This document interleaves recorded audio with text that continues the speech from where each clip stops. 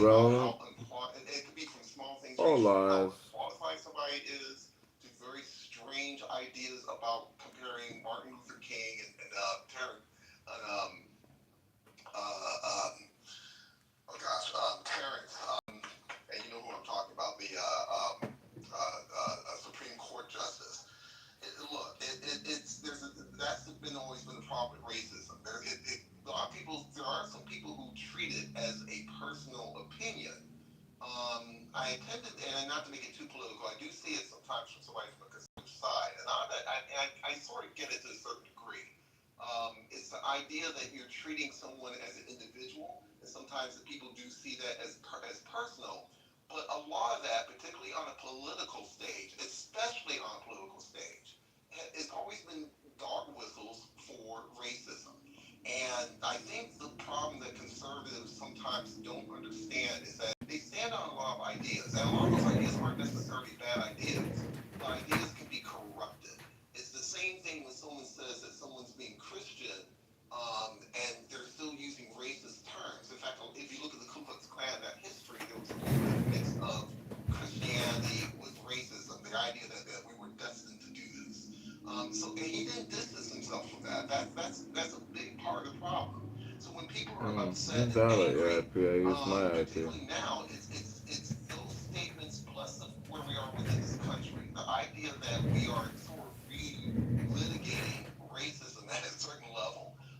Keep in mind, Kirk made $300,000 a year, and it's really almost saying he made it's $300,000 a year on conservatism, but it's also $300,000 a year on racial attacks that were not really structured in a way that I would call even intellectual. To be quite honest, it was done to get the people that they wanted to get, and I don't think it's really. I think it's hard to ask people to be calm about that when these are dog whistles that have traditionally been used for racism, and no one separates that out. And the same thing we talk about LGBTQ No, issues as well yeah. too. So I hope that builds on the conversation. Thanks for hearing me out.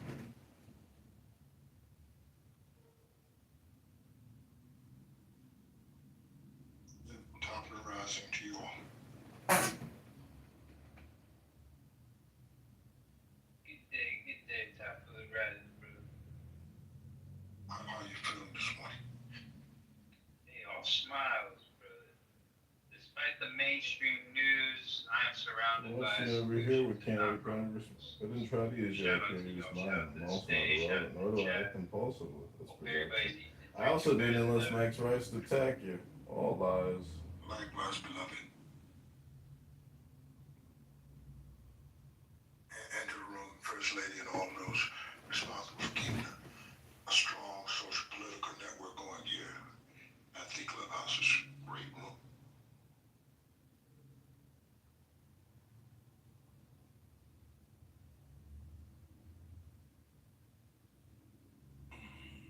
Well, it's only unmistakable 10,000-pound gorilla hanging upside down on the ceiling. It's hard to miss the Charlie Kirk story and his wife and Donald Trump and The FBI greatest thing about this room is it goes all day long. orchestrators. And could this all be fake news? It's a pertinent cross-examination question. Given the light of 9/11 and other catastrophes, and when you connect the dots, Howard Hughes' network at TWA didn't fly. The 767 they flew in 747. That was a raggedy. Because the other one was not All lies. disposable. But nevertheless, we have so much going on here. Specifically. Charles Kirk. This is a guy that wanted to fan the flames of diversity and not having any form of inclusion.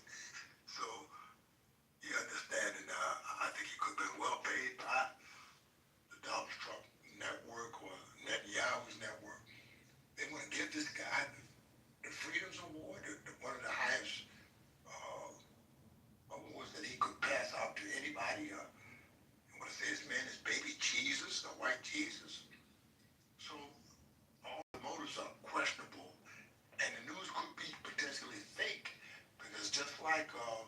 structure.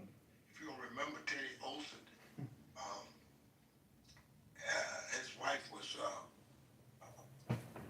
on the 9/11 flight and disappeared and reappeared.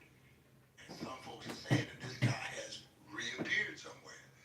And so, I don't know if it's fake news, all of it, some of it, but those things are definitely in the news. And I think we're just out to vilify we the people in a subtle manner. They would vilify our people and keep us out of the mainstream of operations in America. That's just my take. I'll have my plan of facts as I always do and say my mind.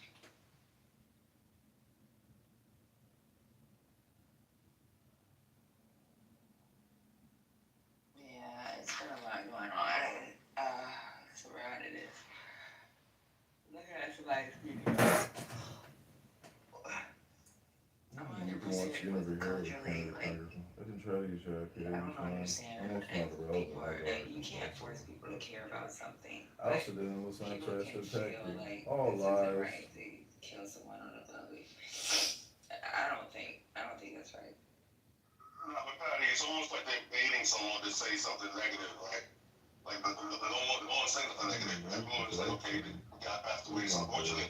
What else was on to say?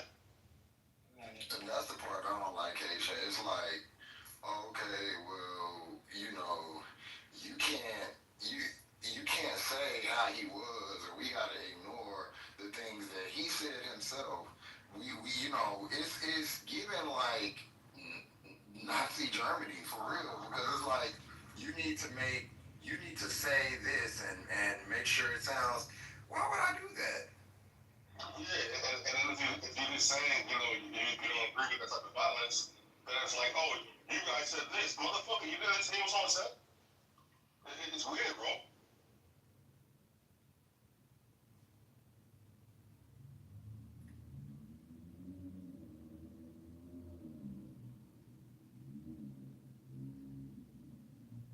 I'll put it this way from my end of it too. The whole disagree thing works only if you can really, number one, if you can even know what's the shared value. Kirk is spouting racism, and again, like I said, clear dog whistles. Oh, hey, fam. And Welcome to my incredible production of super stupid people wasting all their time talking about nothing. Post the receipts in the chat, oh fellow. Whether you build a highway across the state, or whether you build a data center, things that involve infrastructure that might impact several things down the line, a little bit more strategic. The sad part about that whole disagreement thing is that we don't apply that to those instances. We try to apply it to things that are unethical. And I think that's a big part of the problem as well. And one last thought before I land, I'm particularly interested in hearing what the motivation that gets assigned to Tyler. I'm not sure. I appreciate Cox for trying to kind of match the moment. Governor Cox from Utah. I don't entirely buy the idea that Reddit is necessarily the reason why this person would go and kill somebody. Social media can be bad, but it requires engagement. And I don't think they really are getting to it, but at the same time, the suspect is also not cooperating. So it'll be a while before we get to that point. But I'm more interested in the motivation because I think that would help guide the conversation further about, how do we get past this moment? And I'll land there.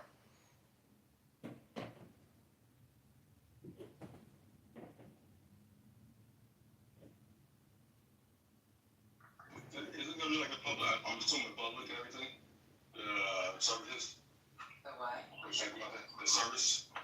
The service? Yeah, I think, not the service. I think, I know, There's a live stream today, I think.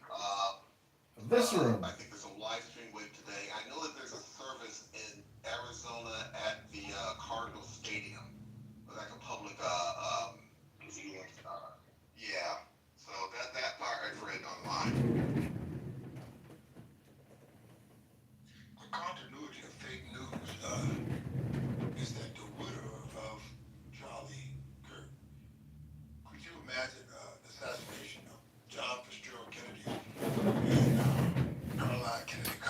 mic and rocking the mic, and Robert Francis Kennedy or Dr. King, any of those they're attempting to equate, immediately she runs to the mic and says, we're going to build this movement, or we're going to have a continuity, using the blonde hair and the blue eyes to say, petrify those that may So that's projection. criticize these actions of Netanyahu, especially That's with projection. fake news saying that the guy was So there. that means you're Many times criticized Israel, and he labeled him as the guy that was so pro-Israeli.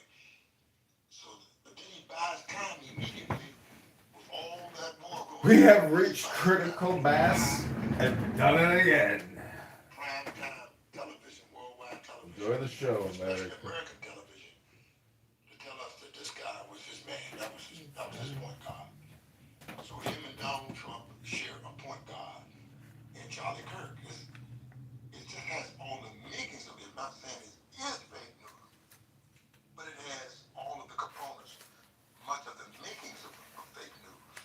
And of course, we know that Donald Trump is the inventor, the producer, the orchestrator Of the fake news. and the attempt of the fake news. Donald Trump created the fake news. As the master of deception. The master. Deception is one of the highest crimes that you can do as a public official, right next to malfeasance and violating or omitting the volition of the will of the people, which I have my play on the facts, as you know them to be, as always, by saying my. No, that's a good point you raised there, brother. Thank you so much. And his wife, we've never seen a 180 like that in politics, especially in like a JFK like assassination. And then here comes the widower. Uncle my man was a good man. Let's build him up. That's a mark. Anything to deflect from Epstein, anything to deflect from Gaza, anything to keep them out of jail, because they're gonna go to jail, both of them. This potential is great. Possibilities may be such.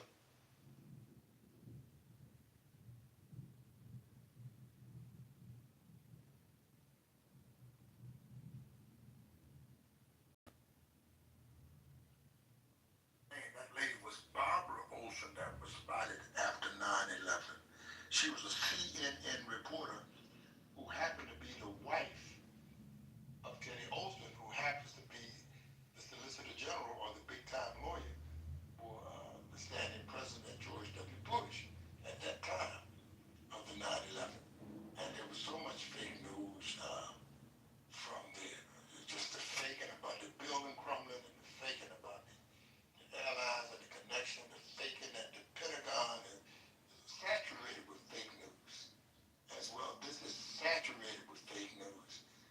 And I think just have to expose these facts and check the wicked, because expose their wickedness and their attempts at being a fulfillment decoy, that we will see their futile attempts to manipulate the masses of the people is a high crime for real. I'll lay my claim on that fact.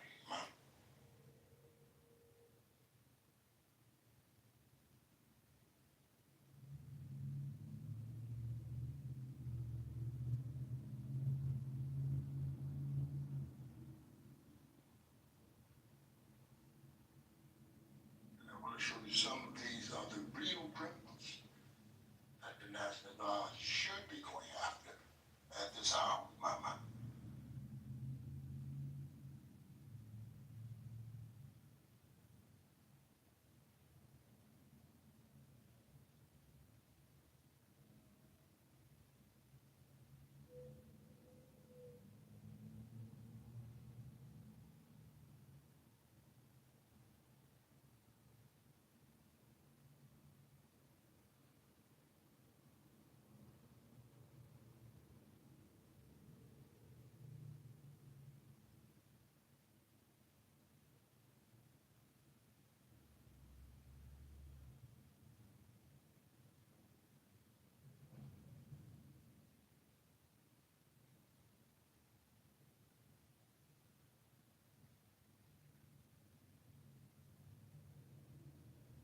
very powerful of his wife though to come out and say what she said, how she said it.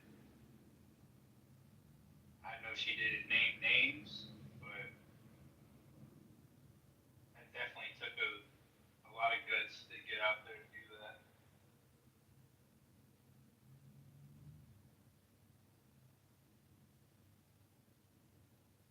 But you gotta go all the way. You gotta name names, or else, now you're a target.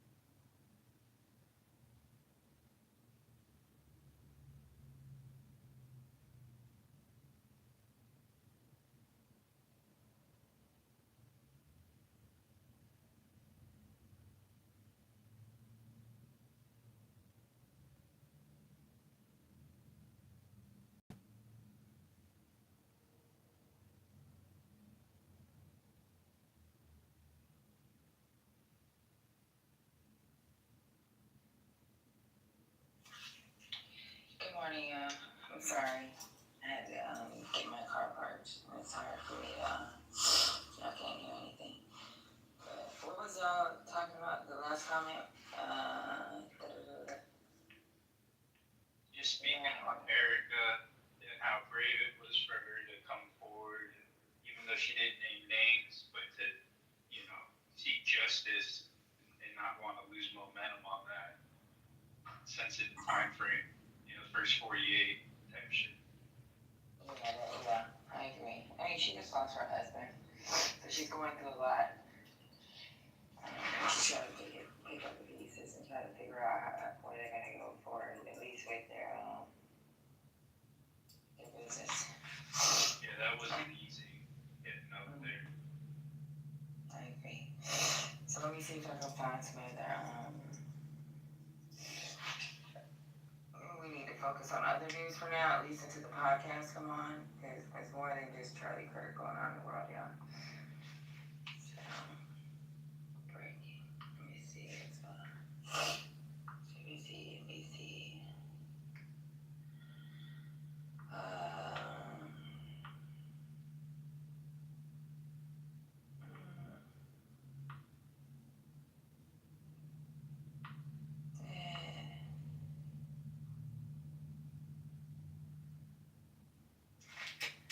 Golly, everything is Charlie Kirk.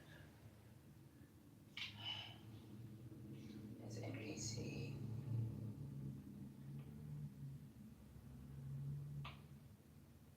Ooh. Okay, so this is some news. South Korea is probing for human rights abuses in the U.S. In U.S. raid as Trump insists foreign workers are welcome. So, this article says South Korea said Monday that it would investigate whether its workers suffered any human rights violations during a raid by U.S. authorities. Foreign workers are welcome in America, Trump said on social media Sunday after the emotional return of 300 workers to South Korea. But their detention following a raid by immigration authorities at a Hyundai plant in Georgia has stunned the key U.S. ally. I understand the government is conducting a more thorough review with the company to determine whether any human rights violations occurred, presidential spokesperson Kang Young-jung said in a press briefing Monday, according to the Yonhap news agency. The foreign ministry is looking at whether our demands were properly addressed, and the companies are still conducting their own reviews. There is a clip. Yeah, South Korea is not playing by their people. They locked their ass up, and yeah, because they were there illegally. But how you treated them while they were in prison, they're not playing that shit. No, not what they do. So let me go ahead and play this clip real quick, at least until we're able to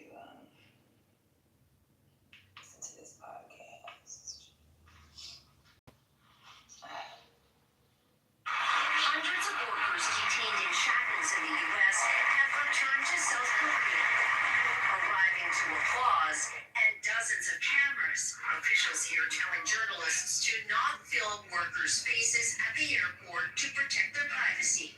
But away from the terminal, where workers reunited with family, how good does it feel to be home? Some spoke publicly for the first time about the immigration raid in Georgia that ignited a diplomatic crisis. These workers said it was like being in a movie with armored vehicles and guns pointed at us, he says. There was no way we could resist, so we all just surrendered and were taken. Others described the cold conditions and prison food.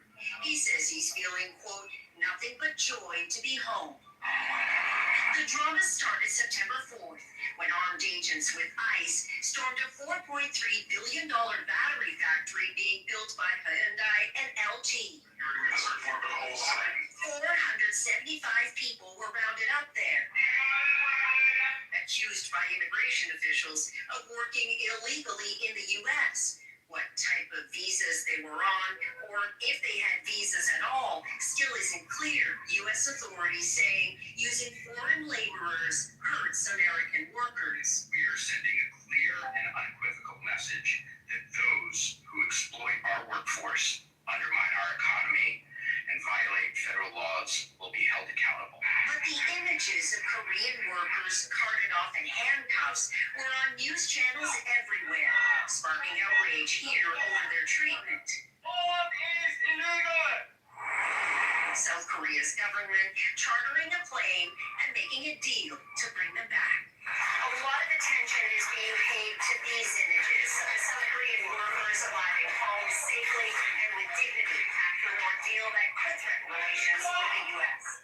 The raid has set off alarms at South Korea's biggest companies that are pouring hundreds of billions of dollars into U.S. manufacturing, the sort of foreign investment President Trump has demanded in trade talks. The problem is visas. Companies here often use short-term B1s or B2s or visa waiver programs to get skilled workers onto projects. Even South Korea's president said there needs to be a better system, or companies here might hesitate to gamble on the U.S. They're not there to take American jobs away, but semiconductors, especially batteries, there's not that much domain expertise in the U.S. right now. And for the Korean companies who invested a lot of money in the U.S., they need to send people there to execute on the business plan. There's political fallout to deal with too, given how upset many South Koreans have been that an ally would treat their workers the way they did. I felt like this wasn't something that would happen in the America we know, he says. Even if perceptions of America change here, she says, I'm not sure that would actually affect the United States. Already, LG has confirmed that the opening of that battery factory will be delayed 2 to 3 months. One challenge, convincing the technicians building it to go back. Nobody is going to stay and work when it's like this, says this engineer. For now, the returning workers have been urged to rest. I'll cook something delicious to make them feel better, says this mom. And with that, he was heading home. Janice Maggie Frere, NBC News, Incheon, South Korea. People said I didn't look like your average. So, Patty, from what I read, a lot of them came on they had visas, but they didn't have the correct visas because the wait list was so long. So they came on business travel visa, or business visa that doesn't necessarily allow you to work. But that's because, and I believe like the company warned them, or a warning was made to the company. Like, I think they were aware and they took a risk. The company was like, look, we're sending you out here. We need this done. And from what I read, they were actually training American workers on how to do these electric batteries. And those workers are not going to be trained anytime soon. Who knows if it will, I'm going to assume it's going to resume in a few months. But actually, the administration or Mark Rubio was trying to get them back. So, but they already left. And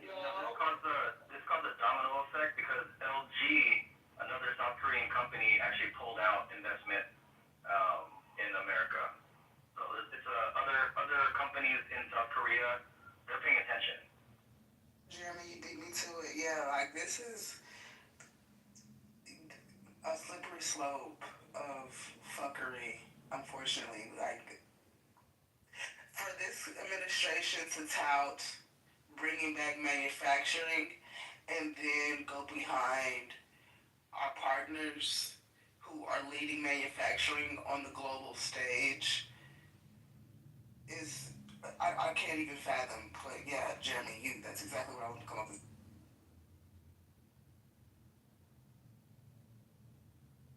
But I don't think your middle America, suburban, make America white again understands that caveat of the scope of things, Jeremy, because I don't know if you've seen the lady on TikTok who was, praising herself for the whole raid in Georgia.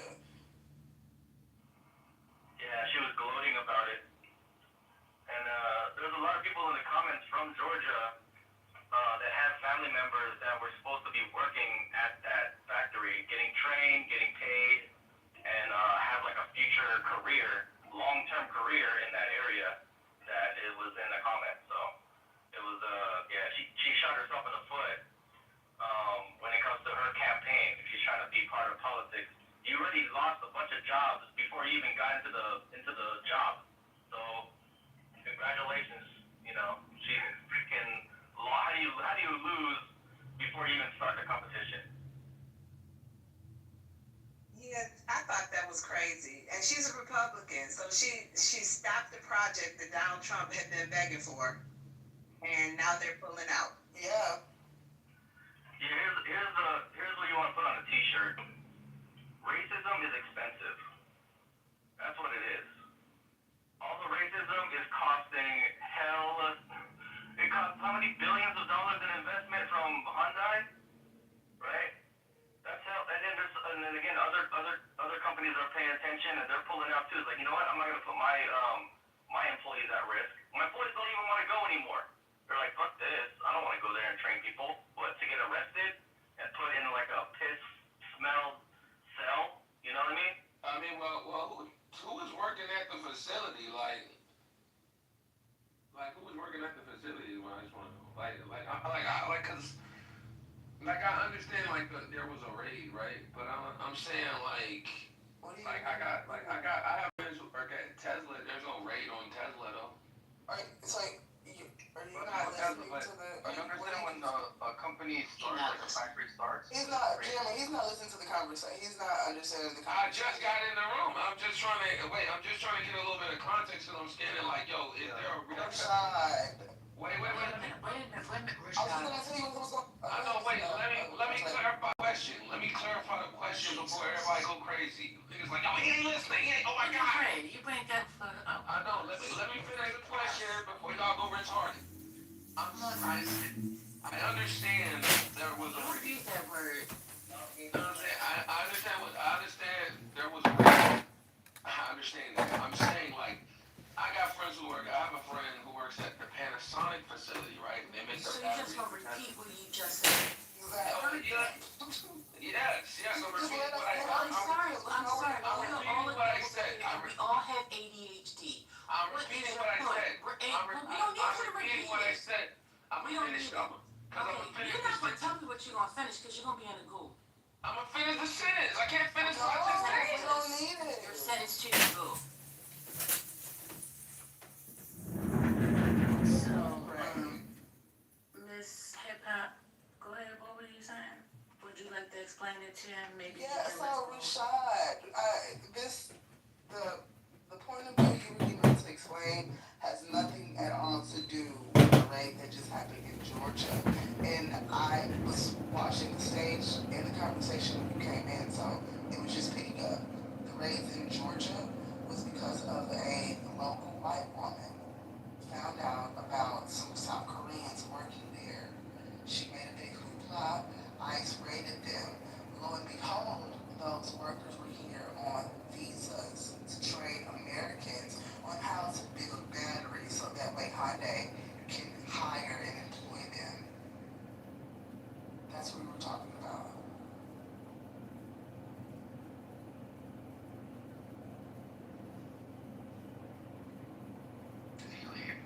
Don't call it. That's why I wasn't paying attention. What you know, Jeremy? First I put him in the Google because. Hello, Haiti. How are you doing? Welcome to my room. We're holding Black America and gay men accountable. Finally! Thank you for joining us, Lily. They wouldn't know that. She wouldn't know that because in her like mine, I have a bunch of Asian migrants, who were in my community taking jobs from my fellow white Americans. That's how that moved to her. She didn't like it. It wasn't on brand for what her administration want their policies and what they want their America to look like. So she did what she could. And ultimately, her actions, led to the result. Was she not working for Hyundai at all? She was like this. No, she does not work for Hyundai at all. She just lives in the neighborhood of the factory. She wants to work for all. So Pierre, this is her grift to become known online so she can run for office. She wants to be a congressional person. Oh, that's sad. Yeah, and she cost the area. I mean, how bad does that hit the economy? Like all that investment that came in, billions. They already built like the factory. They're training people already to work at the factory. Americans that'll take over. And obviously factories that don't just come and go. Like they're gonna be there and establish careers. It's gonna be schools are gonna be funded. Like there's a lot of shit that goes into a new factory getting built in your area. And she just threw a wrench in the whole operation. If you're South Korea, if you're a company, right? And you're like, okay, if more people don't want to go over there to train people, and we gotta look at other locations, you think they're gonna be looking at America to build their factories? They're gonna probably look at other alternatives, right? So I was the child that wasn't quite listening. Who's this lady and what's she running for? I heard that part. The lady that snitched to ICE is running for Congress in Georgia. She's running for Congress in Georgia. Well, she's trying to. She's trying to get clout right now. So that's why she put on TikTok that I'm the one that called ICE on that big raid. She was bragging about it. Yeah, she was bragging about it. She was gloating. She was saying, I helped catch, 33, 300, 400, illegal immigrants. And it turns out they all had visas. They were I trained. told y'all that day. I was like, they had, some of them had visas or something. Because that's what they were suggesting, but it was some kind of confusion. So now I'm glad the whole story has come full circle. And now we know, because at the end of the day, Projection some of these loser. situations, we don't have all the information, but everybody just starts going crazy. And unlike this lady, that's exactly what she did. So do you think she did some investigation, or she just got whipped up it from somebody else? I don't think they had much information, but another layer to this. Why didn't ICE do an investigation first? Right. That's exactly as it establish a raid. You don't just be like, oh hey, this is a new location, in 30 minutes guys, you guys ready? No. You gotta get how many people do you have to have ready with ICE in order to arrest 400 people? If I'm not mistaken, they were supposed to have done some investigation. That was part of the report in the beginning, saying that they were, villains in this place for a while.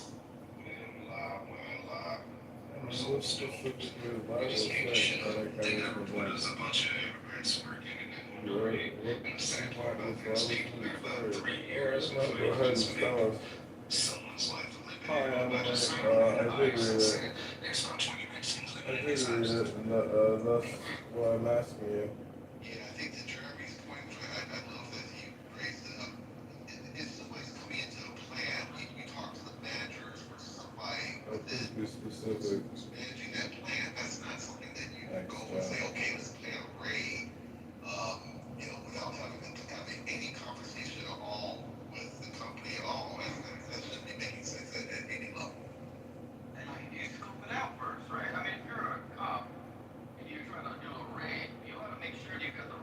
took it like, oh, if you're a good cop, right? Unless you Maybe got the that's right what I'm house, you got the asking. right Who's the location, specific the question? facts line up. Otherwise, you're gonna put your people that dig in danger, right? You get the wrong house, and the homeowner's gonna If you defend watch it. the interview here with candidate Congressman John Kitover didn't try to use your PA's mind the most not irrelevant, not allowed to post some of that. I also didn't listen to express exactly all lies. You wanna make sure your people and put in unnecessary harm. Yes, you reflect the people that actually, like, internally within the U.S., you I reflect agree, them and that's they why I'm are, like, asking they you. lose their jobs. Please be That's specific. literally an immediate fire.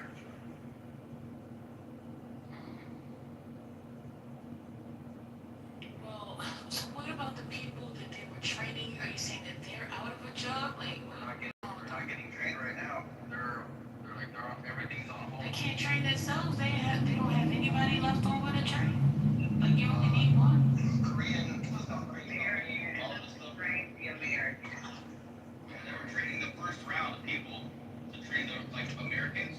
That's So cool. they're training everybody that's American, because everything is in Korean, right? Everything is they're coming over and, putting faith in America that, hey, we're gonna train in American way. We gotta at least train the first round of Americans so that way they can train the rest of the people. So they're translating basically all the training. Plus, they maybe did was something proprietary that usually happens within companies. If Ford had a problem training people, unless it's something that's just from a shared supplier, they really are very protective about going to, let's say, GM or going to somebody else for plan to train your people. So to Jeremy's point, there may be something proprietary there as well. That's also preventing things with that. When they built our plant and they brought in the new AGV to move we use AGVs for a lot of different things. The big ones, I was working in marriage at the time, and that's where the body of the car meets the whole undercarriage, the engine, everything is connected to the car, and the AGVs were huge. It came from Switzerland. Them guys that built that thing, they didn't speak English. None of them. And they went so far as they got everything set up. They wouldn't even train the tradesmen on how to fix the AGVs if they broke down. So when you say proprietary, absolutely. Got it. Thank you for that update. Thank you. We just got finished listening to a clip. So it's South Korea? I know it's Korea. Yeah, Monday is the car maker. Yeah, so they are not pleased with the fact that how their citizens were treated. However, they're going to investigate. Is that right, Patty? Yeah. Yeah, so investigate how they did it during that period of time that they were locked up. I want to welcome you to the stage. Thank you so much for joining us. Thank you for being here. Welcome to Politically Correct. If you have been here throughout the day that we started, this wonderful Monday, yes, it is September the 15th, 2025, and we are approaching the 12 o'clock hour midday, and we'll be having, we will be listening to a podcast where they will be, what are they doing, Patty? Okay, tribute is J Vance is hosting, and there's gonna be special guests. So yeah, I think I don't know if it's gonna be the last podcast, but it's probably the first podcast. Okay, so I'm sure the wife is gonna pick this up moving forward. Well, according to her words, I don't know if she's gonna, continue, but it sounds like she definitely has that thought in mind. Do you think so? Yeah. Okay. Well, the interesting thing about him, sorry, hey everybody, is that his whole thing was about women shouldn't work, right? They should be dedicated to their family and have more children. So I don't know how that's gonna work if his audience, he's built his audience on that women shouldn't go to college and all of that stuff, right? Because you don't need it, because you're gonna be at home tending to the children. So will his audience accept his wife taking over? Maybe some will, maybe some won't, but his whole thing was about men, in power and the old school family structure of women staying at home. I think it's ironic. I think it's gonna be. Oh, go ahead. One second. Who else trying? So we got Peter, Michael trying to speak from there. So that's a really good point. I think we need to have a further discussion about that after we listen. Because I really like to know what people would think about that. One mic on, was it Pete? Okay, Michael? Yeah, and I was going to speak to get to the mic. Yeah, go ahead. Follow up. Yeah, I think it's ironic that people like that, advocate for, women staying in the home, but they don't also advocate for the situation that made it to where women could stay in the home back when they could. And that is really good paying jobs where one income could support an entire household. And then the one of the ways that made that happen was they had a 90% tax on the uber wealthy, and I want to say a 50% corporate tax. And because they had these high taxes, corporations and individuals were incentivized to spend money so they wouldn't pay taxes, and so they paid people a lot more. So it's kind of ironic that they want one side but don't want the side that actually makes that side work.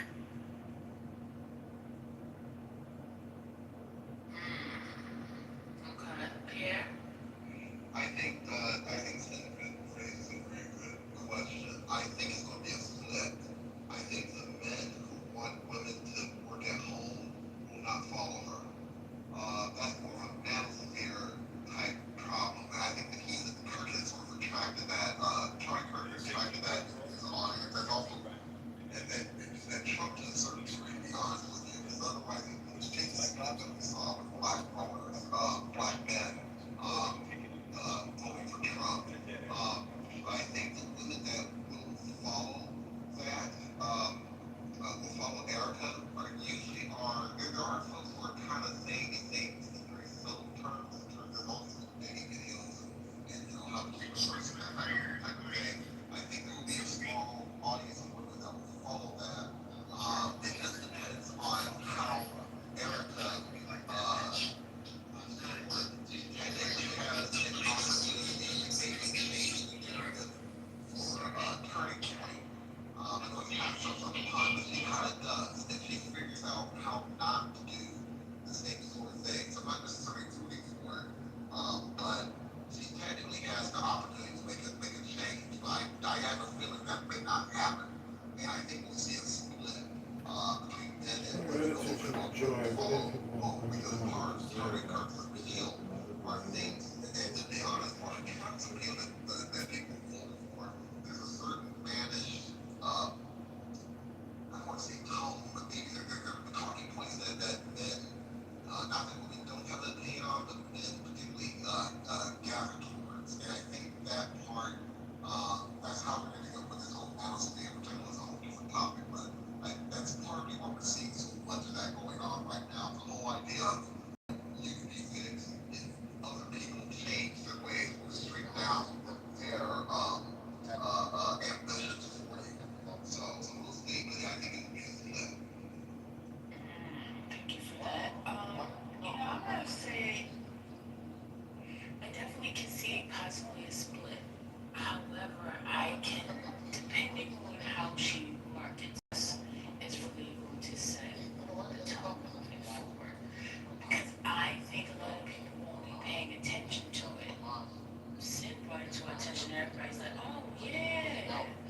But from their side, they just want to hear from her based off of the tragedy that just happened, right?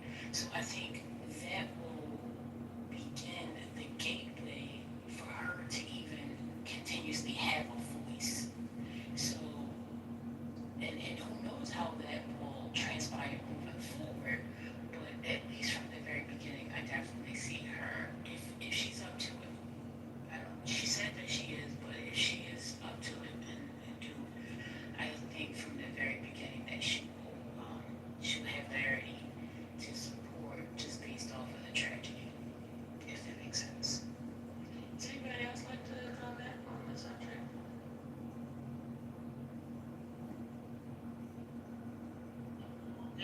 morning, everyone. I would like to comment.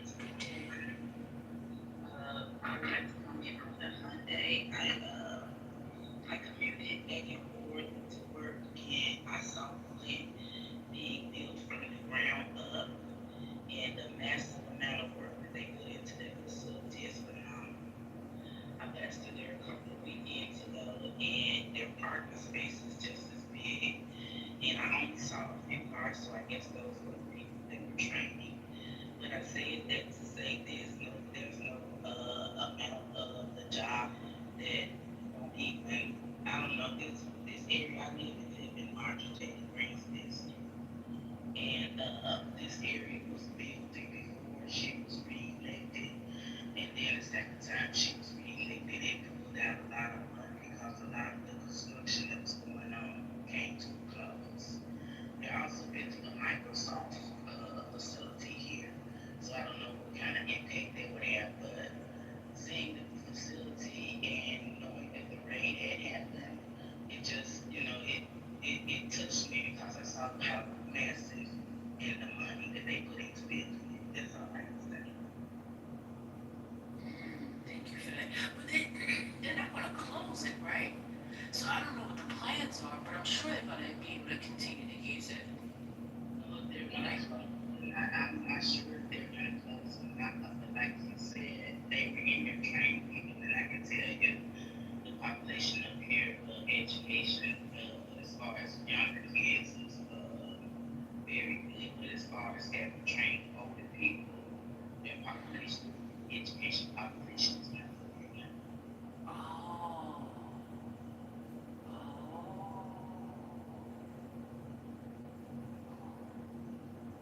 Okay, Plum. And Plum, on to better news. I don't like the fact that they put the 18 plus. Clubhouse, if you're listening, she shouldn't have the 18 plus on there. That's a nice little cute little icon for yourself. Yeah. Did you report this? We did several times, but I Really? response probably no. Well, I hope the response that you need soon. And you should come on stage more often. I get to hear from you. Yeah. So let me check in with my friend Pate. Sister Pate, are you there? Yeah, hold on. Okay. I'm Look gonna up bring Spotify real quick. the Okay. life course on Have it trying to see if they. I just want to let y'all know that the pastors are fine. So it's 3 pastors. So obviously we all know Pastor Brian. Oh, it's just 66. So one pastor from Chicago is defending Mr. Charlie Kirk. And then Brian and another black pastor is giving him the smoke. Oh no. Yeah. And why can't we just sit this one out? I just don't understand. Brian a wolf. Not in sheep's clothing. Oh, yeah.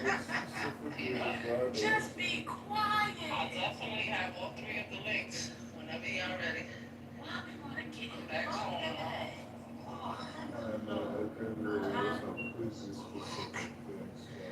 It's 3 different pastors. So I can play the Chicago pastor, which is speaking down on the Charlie Kirk situation. So he's speaking down about Pastor Brian and another pastor in regards to them saying that this young man is racist and all this stuff. And Pastor Brian, he goes and tells Pastor Brian, post a video of this young man being racist. So Pastor Brian, he gave him a few videos. And then there's another pastor, but it's 3 different pastors. That's why I said it's a fight going on with the pastors. Y'all remember And they're all black. And all 3 of them are black. Everybody want to try to be all sympathetic. This don't get us nothing. Let me tell you something. This is why I can't stand coons. Because all that, oh no, we okay, man. We love them too. Yeah, that's how the Chicago pastor sounds. He sounds like that. But is it possible that they didn't have to say anything at all? Like, did they even have to touch it? So this is the thing, right? As a pastor, You can't speak on it. You can't, not only you have to speak on it, but you ain't gotta worry about nobody fucking firing you. You already have your members, right? And nobody can fire you as a pastor. The members can fire you. That's his church. The members could, what, leave? Exactly. I don't know. I just feel like that whole, like, and, you know, to each of them. She was making a point. No, but I'm just saying that I don't feel like as a pastor you have to be worried about, oh my God, my job, or I can't say this because I'm gonna lose my job. I mean, when Jesus backed down from a debate, he called the The advocate. But I would definitely, I would want you guys to hear all three people and then for us to speak about it whenever you guys get to. Alright, so let me. Everybody gets it. Let me just finish what I'm saying. Everybody gets benefit of the doubt.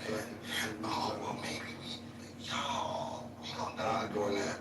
We're really gonna die trying to be like, well, let's just see what he's saying. We're gonna die. And I really hope y'all stop that, because that will make me so in That's not. I don't care. I'm not finished talking. I'm not finished talking. So the whole wait and see and let's find out and let's give them a chance. So many black people in this country have gotten killed doing that. Also, so many black people have gotten killed fucking with the Bible in this country. I'm in there. So maybe it's the Spotify. Okay, is the Spotify up? it's going out, because I went directly to the Charlie Kirk show. I think to make me much longer. So, Okay, keep trying, let us know. Sandra, go ahead. I was just saying, Gemini came in with the same type of report after he came back from church Sunday, saying that the pastor that he's known forever and ever and ever was doing the same thing. So he said he had to think about it and pray about it and decide whether he's going back. Okay, so the pastor was doing what the Chicago pastor was doing. Yeah. Okay, so not what Brian or the other black pastor was doing. Pray for him, saying, you know. So I asked the question, do they have to touch it at all?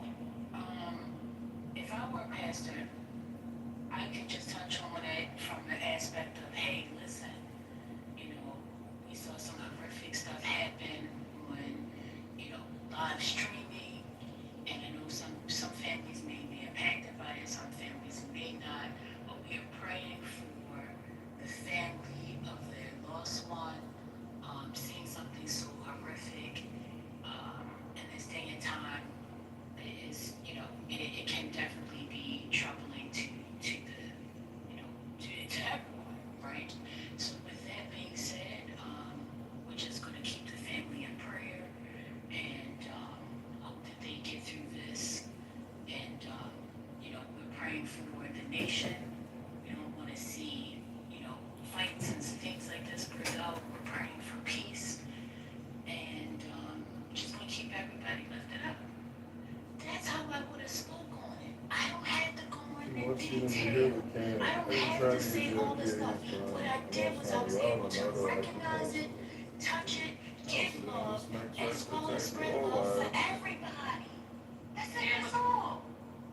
Yeah, First Lady, but this is the thing. Not everybody knows how to handle their emotions, right? So whether the emotion is sad, hurt, or anger. So when you see something like this happening, that everybody's standing by this man and making it seem like, oh yes, he's all this, praise him, he's almighty.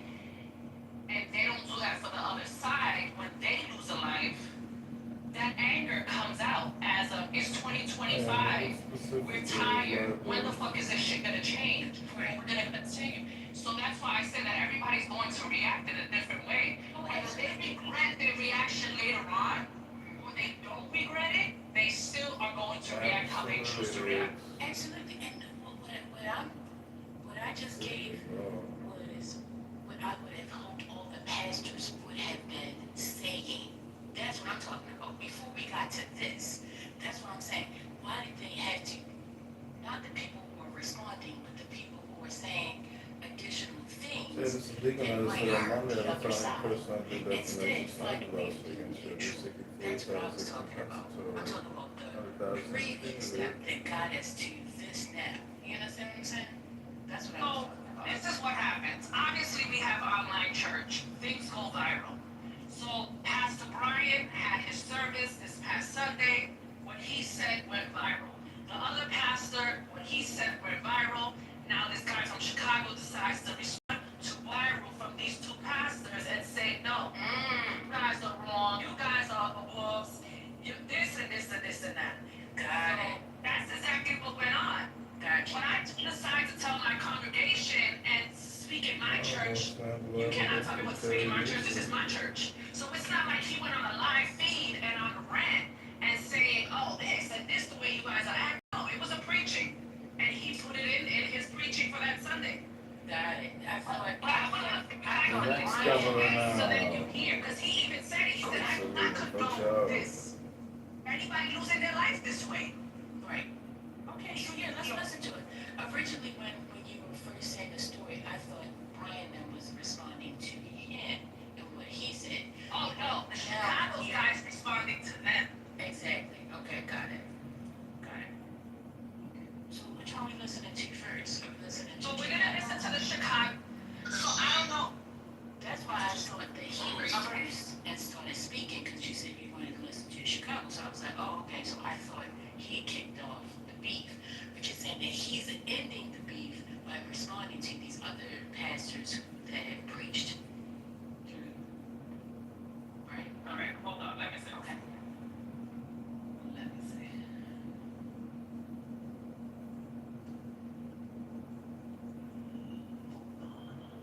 I'm exhausted. Don't be exhausted, because our heart is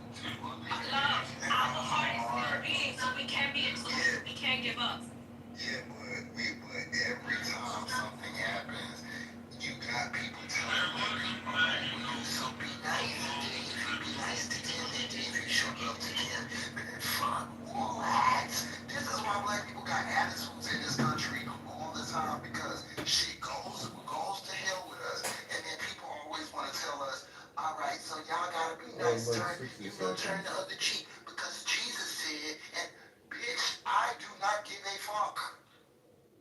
I really don't. And I understand why niggas be on edge. Because since we have had this, that's the first thing they did. Turn the black people. All right, y'all. Y'all gotta feel this way. Bitch, we ain't even do shit. I hate this country. So I got the podcast. I had to go to YouTube because it's like crashing on his website. So let me go ahead and play this. She's an incredibly brave soul. I'm not sure if you saw her remarks after Charlie died. If you haven't, I would encourage you to go and see them, because you see this raw grief and incredible courage all in the same moment. And that's what we need right now. We need to grieve, but we also need this courage in this moment more than we've ever needed it. She gave me a hug, and she was heartbroken, as of course she would be. And she said that she loved him so much. And I said, Erica, he loved you so much. He died way too young, but he died a happy man because of you, because of the family that you gave him, because of the home and the life that you guys had built together. And we sat for about an hour and we talked about Charlie. And, you know, in these moments, you don't know what to say. I'm a person who literally speaks for a living, and I had no idea what to say. And I didn't try to console her, because how can you console a person who just lost a loving husband and father? But we just talked about Charlie. We talked about who he was. We talked about some of our favorite stories. We talked about some of his idiosyncrasies and all the things that made Charlie Kirk who he was. And she said something to me that I will never forget. My wife was there. It was just me and my wife on my side, and then a lot of people from the Turning Points family, a lot of people from Charlie's family. And she said to me that Charlie never raised his voice. They never cussed at her. He was never cross or mean-spirited to her. And look, I'm a husband. I'm proud of being a husband. I think that on the great balance of things, that I'm a pretty good husband. But I can never say that I was never a unpleasant with my wife. I can never say that I've never raised my voice to my wife. Like most husbands, even the good ones, were sometimes imperfect. And I took for that moment that I needed to be a better husband and I needed to be a better father.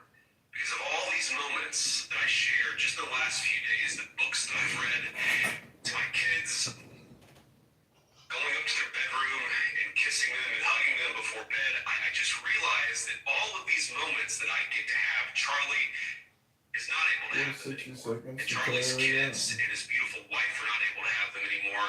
And maybe the best way that I can contribute and the best way that I can honor my dear friend is to be the best husband that I can be, to be the kind of husband to my wife that he was to his. We talked all the time about the most important thing you could do is not vote for a particular candidate. It was to become, if you were a young man, a husband and a father. He talked about the joy that came from fatherhood, the joy that came from raising a family and being part of their growth and their development and all the incredible things that happen when you get to be a husband and father. And that is the way that I'm going to honor my friend, is to be the very best at that most important job that I can be. Another way that I'm going to honor Charlie, and there's going to be a lot of discussion over the next 2 hours of this radio program about what exactly that looks like. It's important, and Erica asked me this, to make sure that his movement, the movement that Charlie started, has to keep going. We have to build upon it. We have to add to it. We have to make sure that the next generation of young people feels confident and courageous to speak their mind and to speak the truth. We're going to talk about that. We're going to talk about why do we do this. Of course, we do this so that we can enact good public policy and take back our country. We're going to talk with senior officials of the administration about what we're trying to do to honor Charlie's legacy in that way. Of course, we have to make sure that the killer is brought to justice, and importantly, we have to talk about this incredibly destructive movement of left-wing extremism that has grown up over the last few years, and I believe is part of the reason why Charlie was killed by an assassin's bullet. We're going to talk about how to dismantle that. Nobody interrupt. We're gonna do 60 seconds of Tanya. Spread a little light and then start world. Go ahead. Okay, here we go. Can you hear me? John. Can you hear me? Can you hear me? Having no problem with the phone. Can you hear me now? Yeah, go ahead. Okay, this is your 60 seconds of Tanya. This is chapter 9, The Secret Yearning for the Good. You have two natures, physical and spiritual, and each has its own voice. The physical speaks as self-serving passion through the left side of your heart. The spiritual speaks as awakened intellect through the right side of your heart. As it is written, the heart of the wise is on the right. These two natures battle to control your body, like two armies besieging a city, for the body is called a small city. While the physical resists the spiritual embraces the physical, as it is written, and you shall love Yahweh your God with all your heart, the left and the right. This all-encompassing love is called infinite. In such love, even the inclination towards selfishness is redeemed. For even it desires what it perceives as good, and when filled with infinite love, it comes to know the true good, and so turns away from evil and does good. Hence even the inclination towards selfishness and the bounded separate self desire to serve God, even as they entice you from such service. In this they are like the seductress of the Zohar. Thank you so much for that. Thank you so much. Exec, welcome to the stage. You want to say something?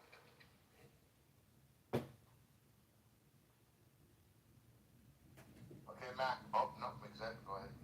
I was just saying, no, just that. Perfect. Mac, mic's on you, bro. I just don't want to go back and forth where it's just me and you talking, because we can do a one-on-one with that. But, you know, I want to engage with everybody that's in the room. And everybody has a difference of opinion. Everybody has a right to speak on the mic in my room for like 60 seconds.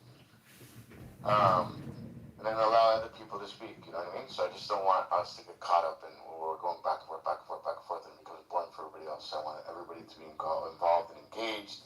And like we just let up John and to do 60 seconds of Tanya, I think it's important that we all spread a little bit of light everywhere we go today, each and every day. Open the door selflessly. Don't look for a pat on the back, man. Do it for the goodness of because you wanted to do it.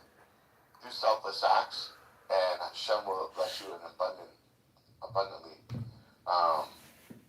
And for those who don't know the word, that Hashem is God, but will bless you if you do. You know, the best thing I ever see is when I see donations and the plaques on the walls, and it says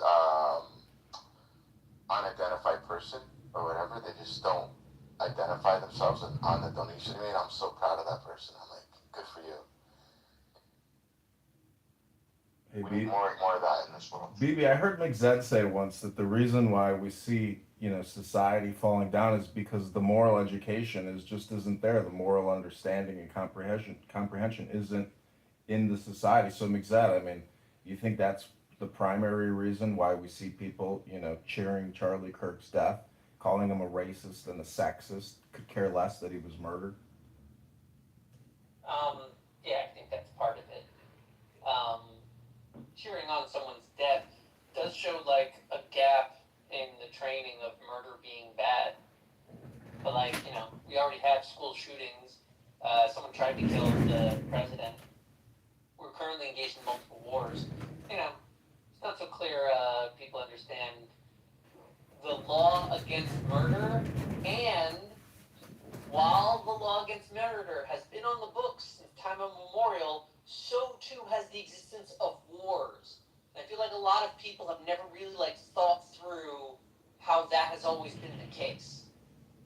And they just don't know what the difference is between murders and wars. Well, why don't you educate us and tell us what is the difference between murders and wars? That's a good question. Murders are the result of a legal code within a community that has a shared language. They communicate with each other. They're humans, and they're mortal, all of them. So they make certain rules. Murder, right up there with number one on those rule charts. They usually put in some other ones like theft. They have various ideas on property. Hitting each other, again, pretty universal. But they develop and it becomes like a rule system. But war is not about the agreed consensus of a communal order amongst cousins. War is the interaction between these units, these different legal regimes. When different legal regimes have control over this peace and security of their citizenry, and that necessarily disavows the peace and security of non-citizens. That's not their concern. And they have a primary concern to take care of their citizens. As a result, those interests, let's say, conflict with other states that have similar interests in trying to protect their citizenry. That's what war is. And what war is, more than murder is bad, war is the lack of law. It's literally taking the youngest people of a community and sending them to go steal, kill, and destroy for the good of their society. Not at all like murder.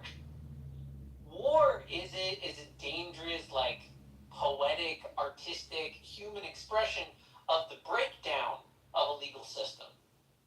Right? That's why it can be a civil war, a revolutionary war, but it's not the same as a murder. Murder has the pretense of civilization behind it. Order, normalcy, propaganda about moral relevance. War is not that. War is when you take whatever you can.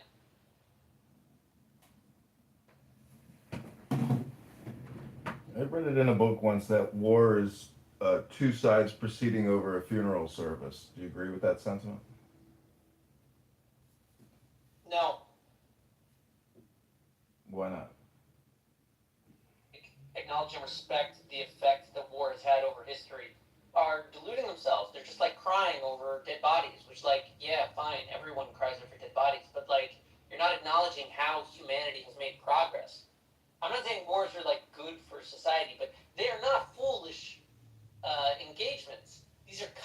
complicated affairs that involve numerous different generations of people, for their own reasons, volunteering to engage in these political actions. War is not just foolish people marching to their own death. It's people pushing in one direction or another the direction of the future. Oh, that makes sense. What war did you fight in? If you, what did you, this helps exactly. You don't know this coming. I don't know. Hey, Achek, I got a follow-up question from Mixette. So Mixette, in Go ahead, ask him what war he fought in. So we'll take after that. What the fuck does it matter, bro? What's your fucking beef? Every day you come in here and start a fight. Like, honestly, what's your beef, dude? What war did you fight in? No, you're annoyed about life, bro. You're annoyed about women. You're annoyed about mothers. You're annoyed about fucking, like, every people speaking. Nah, man, I got no patience for you, dude. Constant, every fucking day. okay, let me ask this So follow-up. just sit patiently for like an hour and then come up like you fucking hungover or something. So you just woke up and you just like, let me shit on everybody. Fuck off. So Mixette, Machiavelli talks about ruthlessness. Sun Tzu talks about strategy. Where's the moral? Is it a moral index of what you can and can't do to your enemy to win the war? You know, where do you stop, or how do you determine a moral index in war? Yeah, sure. It's simple. Warfare, in my opinion, is won through primarily hearts and minds. I think it's the conviction of the belief of the army that endures.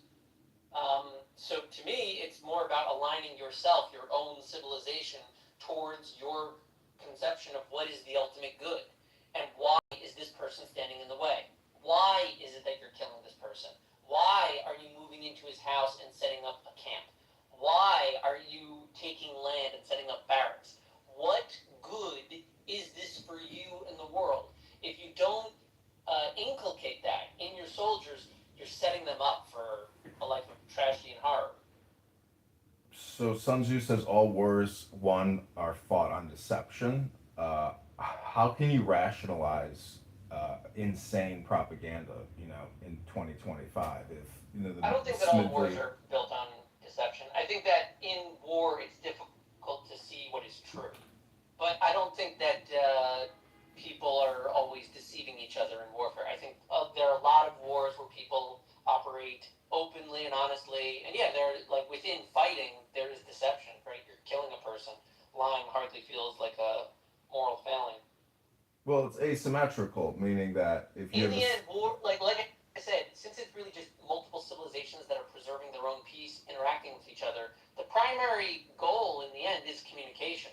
It's some kind of a dialogue and a concession, a surrender, a development, a revolution, some kind of a change. It's just a primitive means of communication with a more primitive component of human civilization, i.e. the civilization.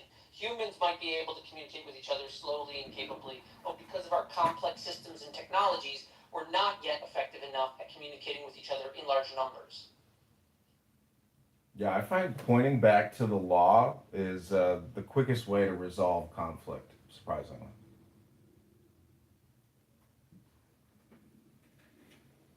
Or not back, but to the law. I mean, I'm being attacked on social media, but I just keep referring back to the law. And, I don't want to do ad hominem. And there's a quote, I think, by Socrates that when slander becomes, the communication, the debate is lost. Right. And that's the point. There's always propaganda. There's always lies told from multiple different perspectives, some of which are worthy of investigation, right? Like, different perspectives are good. But that doesn't deter the well-orchestrated war from an alignment of national focus. What are we doing? Why are we doing it? If that is clear to the people, the war will be victorious.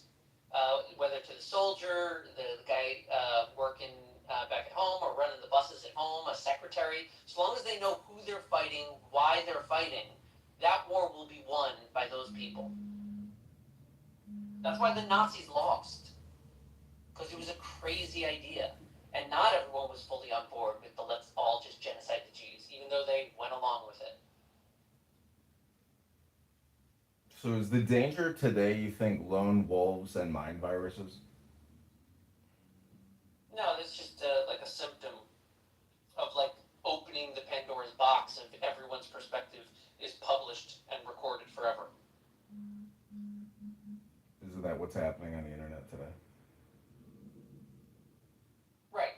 It opens up the demons.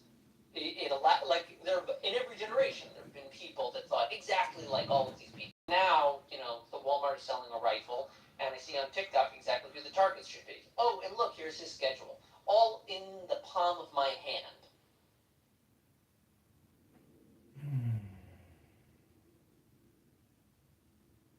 So, I mean, do you think it's capping Pandora's box, concealing Pandora's box? Listen, if you really wanted to put a Pandora's box, you'd end the free speech regime of America and say, we don't want to hear crazy, outlandish views. We don't want the Nazis to march in Skokie, Illinois, right? We want to focus on the good ideas, the ones that we've all agreed to, like, let's say, our laws or constitutions. We can focus on those published ideas. But we have decided to do otherwise here. We let every idea free. And my question is to Achek. So, if McZed has never fought in a war, he's not allowed to have a moral perspective on how My people good should friend be morally Ben. sound. You're such a regular, Ben. No, we can have all Introduce the yourself. I'm just thinking the comments is just like you can't say like some women are like I think you Canadians and Americans get so sensitive, so when you say the word, Over it's here, like it's on the fritz. and I'm seeing on this and I'm just like No, but you say Who are you, say Ben? all women Long-time are good, listener, are good C's. great I think silencer. some women have good Ben, who are you, Ben? Just me. It's just me, bro. It's just me? It's just me. Yeah. Oh, you just me. Everyone's Charlie Cook. I'm Charlie Cook. I'm Charlie Cook. Everybody's screaming. Even like I'm in TV land, New Zealand. Oh, nice. We hear about it over here. Yeah, we're all chanting the same thing. But yeah, I think it's more about sympathetic as far as I'm reading it, but I mean I might be wrong. I'm only hearing what's coming out of the ears of the phone, Yeah. So it's as loud as it's screaming and it's as loud as it gets. And apparently I didn't even hear about the shootout in our own country of this young fella that tried to take out a cop, and the cops killed him. And that was last week in our own country, but I didn't even hear about it. But that's big news for us, but it's just been spread, it's either we hear about these things and the next minute they're gone. But I think this fella's been lifted up to a platform. He's his own Jesus. Yeah, I was thinking about that yesterday.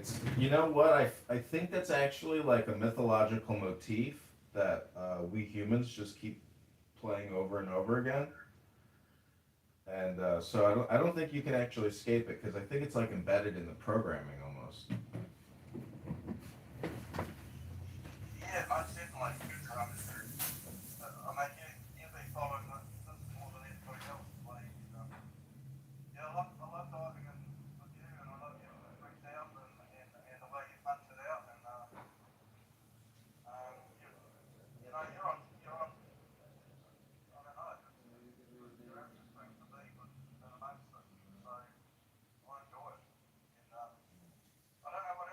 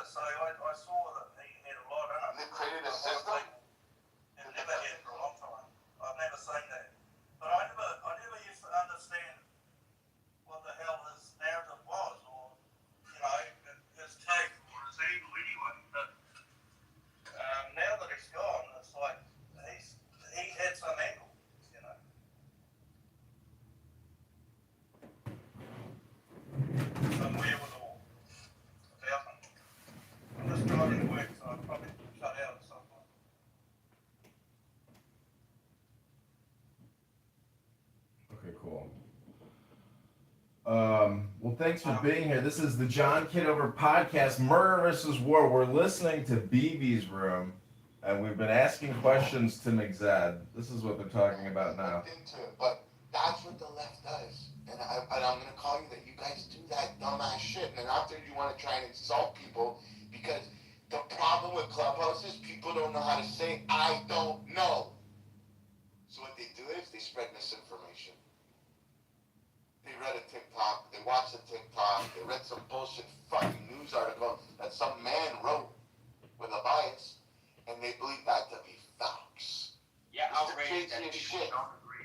Got a lot of work to Literally, do, we but kept trying to come No, up I'm outraged that people don't have a moral compass and that they're mentally ill. And I'm outraged that people are sick. You literally kept having to make modifications because you were coming to the realization that shit, this is a false equivalency. Because you fucking fell for it right away and said, yes, I would be to blame. It's nothing. Because I had to draw it like crayons because you're wearing a fucking helmet. You showed up to this room in a yellow short bus. And I'm sorry, but you forgot to wear your knee pads and you probably scraped your knees walking into this fucking room. And I needed to draw it on a fucking chalkboard with fucking melted crayons for you to understand. And I had to dumb it down. And once I did, you're like, yeah, you're right. Right, that's how I stand. It's all right. Except Jaya, needed that help. It was just me and you. I don't need help, homeboy. I don't need help. That's the difference between me and you. But the problem is you go on rants for 20 fucking minutes and you get lost in your own bullshit. That's scary for me.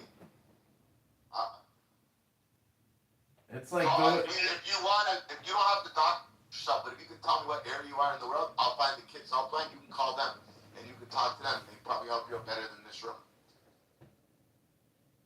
hey Mackendall, can I ask you a question, Mackendall? Yeah, thanks for coming. Put on those knee pads, buddy. I hear you. Just like your rabbi. There we go. Thanks for coming. I mean, you know. You don't mean shit. You mean like, buddy, land your plane. Just not in the side of a building, you fucking coward. With the circumcisions, you know. Yeah, with They don't keep that. They don't keep that. Well, it is a beautiful Monday morning still, ladies and gentlemen. Welcome back to Safe for Jews and Israel, debunking all Palestinian lies and propaganda once and for all. This room will culminate your clubhouse education. After this room, I doubt there will be any more questions, any more concerns, and all of your issues and opinions will be completely resolved. You will learn the truth here today, ladies and gentlemen.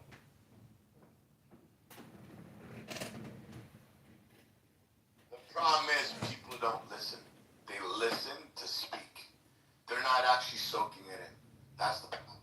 That's how disingenuous people are. They're not actually. I don't know what is up with these They're mics waiting today. for you to shut the fuck up so they can speak their bullshit. They don't give a fuck what you have to say.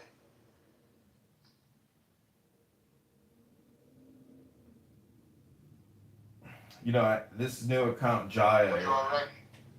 This account Jaya is also tied to an Instagram account, and I started following Greta Thunberg. There is a huge industry dedicated to Free Palestine. It's a clothing industry, it's a media industry, it's a news industry. It's all money. You think they give a fuck about Palestinian children? They don't give a fuck about Palestinian children. They don't give a fuck. This is all for the sick-minded to jump on a booty-clap bandwagon. They couldn't give two fucking shits. If they really cared, why aren't they advocating to release the hostages? Listen, the smartest thing, whatever happened would be if, okay, let's release the hostages, let's unarm Hamas. If Israel drops one bomb after that, then it's a huge fucking problem. But what are you afraid of? What are you afraid of? What I'm trying to say about the Free Palestine movement is it's not just a movement, it is a platform. So the algorithm is, some people are just completely in a Free Palestine tunnel vacuum.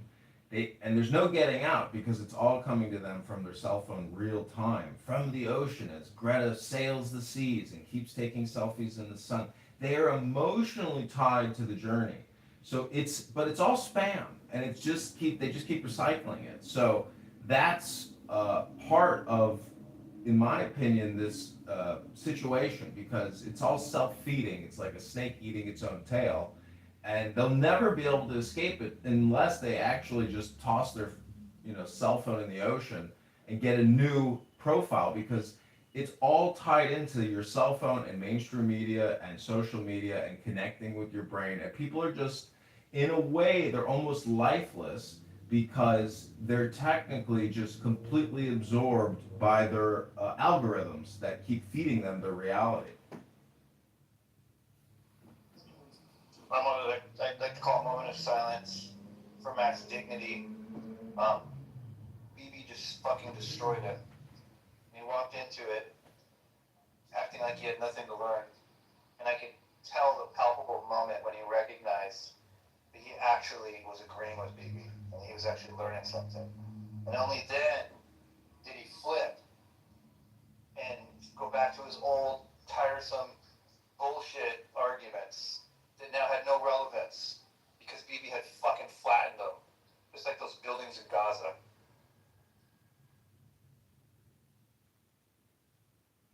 I want to welcome my good friend and amazing person, JB, Harry, that are here, Shatiqua, Grace, Juharis, George, Rondell, Mike, Layla, Samson, Farden.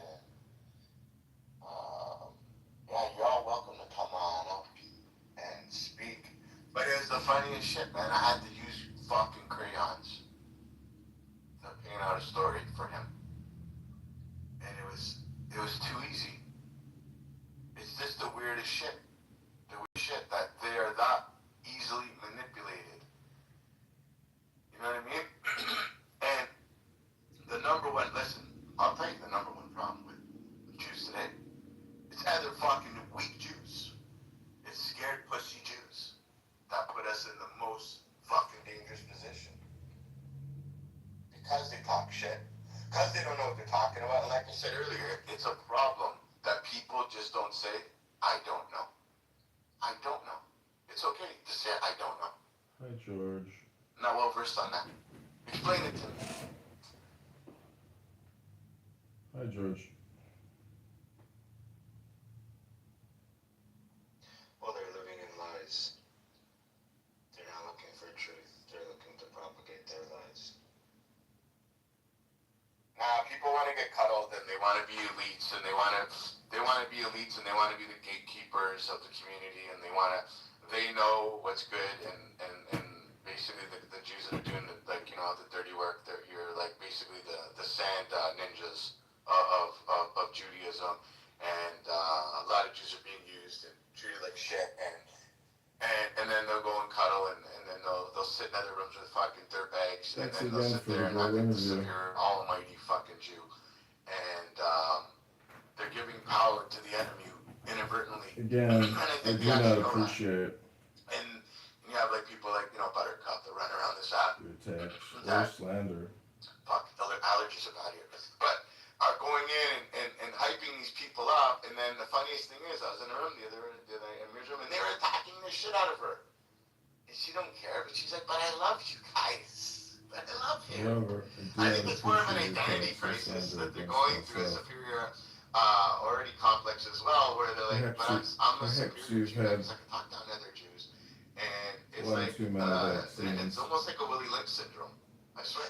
It reminds me of, just don't kill the room, bro. Keep it upbeat, man. Because I'm fucking so ADHD today. Like, I need it. I need high stimulation, man. yeah, I'm about to get I will some let coffee. your audience It reminds me of, learn my character, cousin who was a vegan and her husband who was a hunter. ideas, opinions, Psychosexual, and goals. I think, kind of like. God bless him. Yeah, thank you. Ace, you want to come up? Mac, honestly, bro, I couldn't waste any more time with you, man. I proved my point. You fell for it. It wasn't that I was trying to trick you. I was trying to dumb it down so you could understand it. And you did. And you said you agreed to everything. And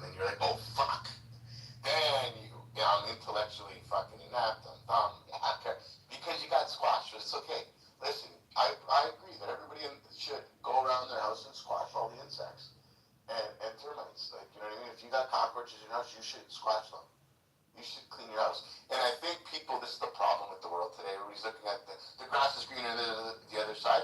Yes, motherfucker, it is. You know why? Because you're not watering your own fucking grass. Charity starts at home. Love starts at home. Protect your kids. Raise your kids properly. Give them morals. If you gotta give them tough love, don't be that pussy parent. Give them that tough love so you can have your most prized investment, which are your children, to be blooming, and they can flower into something amazing that you've taught them. You know what I mean? People think I'm crazy. I teach my little daughters dominoes. Dominoes. Yeah, go ahead. I'm sorry, I'm driving, so I just want to jump in while I can. Bro, you spot on with the elitist motherfuckers on this attribute, my language ladies, right? That think that they're gonna determine what we should and shouldn't say. And I'm talking about our community specifically. I'm over it, right? That they play dumb when you call them out. And here's what I think, BB. It's just my opinion, obviously. That we need to put headshots on these people and call them out. Stop pat dancing. See, they play on the fact that we're forgiving people. But you can only shove shit down somebody's throat until you say you're full. Like I'll tell you right now, Rohan's a piece of shit. Right? I don't give a fuck what anybody says. And what happened yesterday in MySpace, another piece of shit move. But Steven, people always expose themselves who they really are. They'll sit there and say biology. Just give it a little time though. Because if you give it a little fucking time, they're gonna expose themselves. Thank you, BB. Absolutely, and 100%, I totally back exactly what you're saying. And I always give credit, and I hate it, but fucking Harry, he fights you all the time. He's like, baby, they're pieces of shit. He calls around like, Harry, you're too fucking hard on them. What are you doing? Stop, man. You're running the stage. It's like, fuck you. And and I always have to go back and say, Harry, you're right. I apologize. How the fuck did you know? It's the funniest shit. Now I just sit back because he's right. He smells it. They open them up, they say 2 sentences, he's like, Hey, piece of George, shit. thanks again I'm for the like, great wow, Andrew bro, Howard. I let do me not speak. He's like, appreciate why? attacks or slander against Now myself. he lets them speak, Perhaps but he you says have it right. wanted You're me a piece of back shit, to but you. go ahead, speak. I will let your And audience I've determine my so many character, times otherwise was opinions singing, and goals as the congressman. stop, Harry, what you're doing is wrong. And now I'm saying, Harry, fuck, how did you know? You're right. You're right. You're right. And I give him his flowers, man. And what happened yesterday in JB's room was completely wrong. Absolutely. People can play stupid about it. And Rohan and all these fucking scumbags that are going around here and trying to gatekeep Jews and doing this whole elitist bullshit. But Fucking wrong. real quick, Rohan did that word to me. I am the gatekeeper of the Jewish community. Because I guess God appointed him. He gets to talk over all of us down to us. Fuck him and his bullshit and his phoniness. Oh, I agree, bro. And yeah, even like fucking years ago, man, Harry's phony. Careful, this guy's a piece of shit. But, yeah.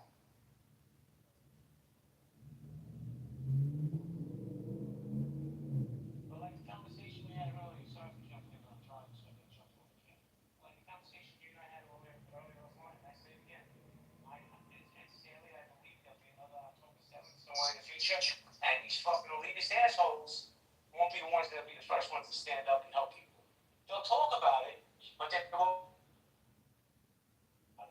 So, there ain't not a fucking single thing for the Jewish community on this app, and I'm pretty sure in real life he wants to be the fucking gatekeeper, right? So guys, if you want a boring ass time, go listen to Rogan. Hey JB, this is Jaya, aka John Kitover, and you're my #1 donor. I'm not trying to upset you in any way.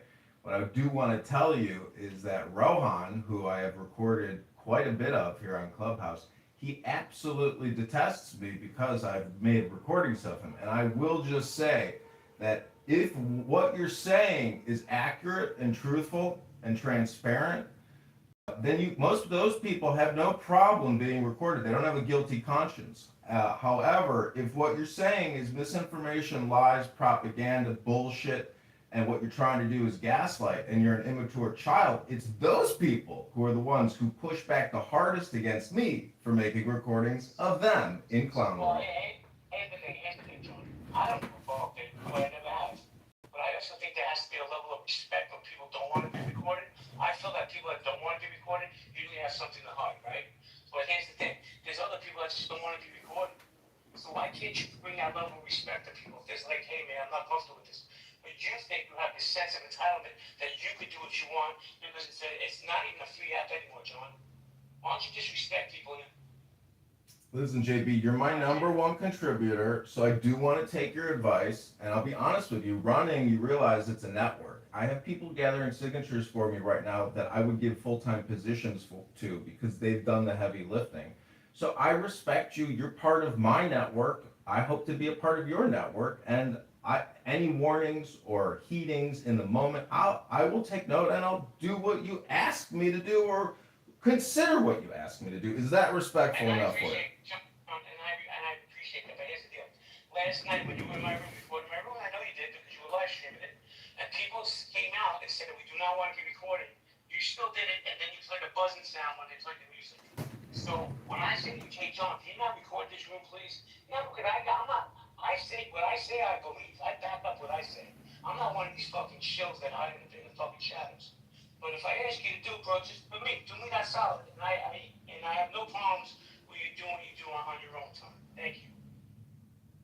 Sounds good. I will respect that, and I hear you. And I will just say that that buzzing sound was me doing the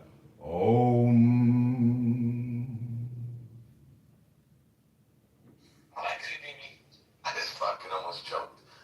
Wait, John, did you just say that you would respect that and not record?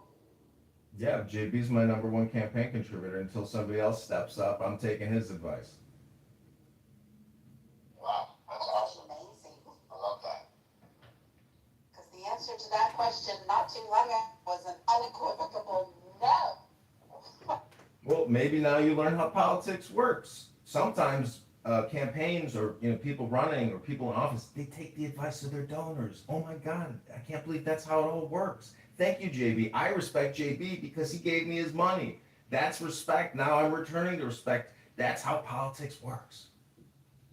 I gave you money too, though, John. Hello? Hello? Not enough. Apparently. Okay, so we got somebody else to come up. He can never maintain decorum. Go ahead. You got 30 seconds. Yeah. English, like, okay. So everybody needs to understand one thing. Yeah. That's it. You're not threatened. So everybody needs to understand one thing, that if you can click on a speaker and you're in a mod, you can move them to the audience. Thanks, man.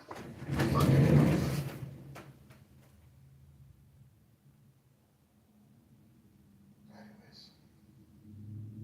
My whole point is people need to take accountability for their actions and realize what you do in life, there's consequences and repercussions. And if you get called out by people, it's usually for a good reason. It's usually for a good reason. What's up, Moore? How you doing, brother? I don't know if you're here. Holly, how are you? Hey, sorry, I just took a bite. I'll just listen for a minute. What are you eating? I'm eating a just a decent, not great sandwich from Arby's. I took a chance on something different. Should have just gotten the classic. Come on, folks. Davey, let me just say this. The thing that I'm most fed up about, I really don't give a fuck. Talk about me, don't talk about me, is the hypocrisy that people spew. What's done with that? Just come real, come correct. We talk about fixing the problems in this world and all this other kumbaya bullshit, but that motherfucker is just fake. Excuse my language. Thank you.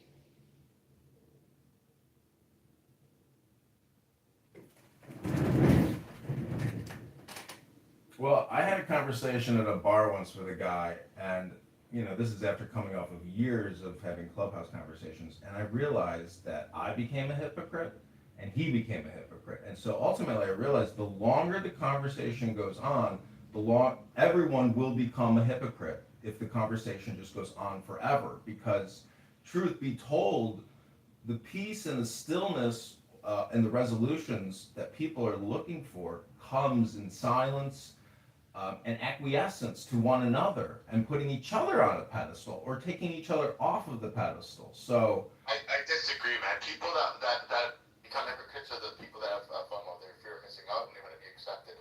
I don't want to be accepted by anybody. I don't give a fuck. Either you're my friend or you're not. Either you want to hear what I have to say or you don't. I'm not going to go and chase you down to make sure that you can hear what I have to say. And I don't want you to like me because of anything. I want you to like me because you genuinely like me. Right, but what I do today is going to affect me tomorrow, so I always maintain the same code.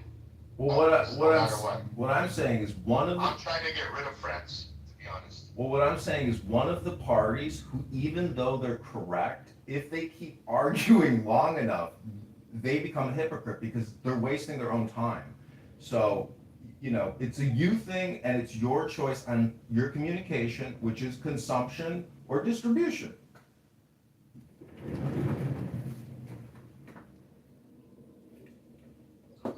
Leon, is that how you say it? Leon? Welcome to the stage. Oh my god. How sick, how fucking retarded are people? People, have degraded into animals, essentially. I mean, it's... Some people come here for fucking good communication, and then there's other people, you gotta wonder, how did you tie your fucking shoelaces in the morning? Did you put your fucking underwear over your pants? Like, how fucking slow are you?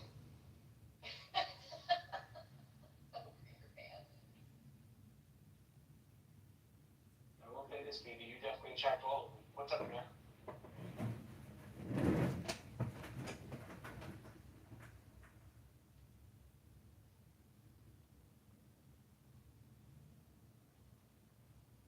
Oh yeah, this room attracts them. They're crazy. I think they're dying to hear Harry speak, that's why they come to hear Harry.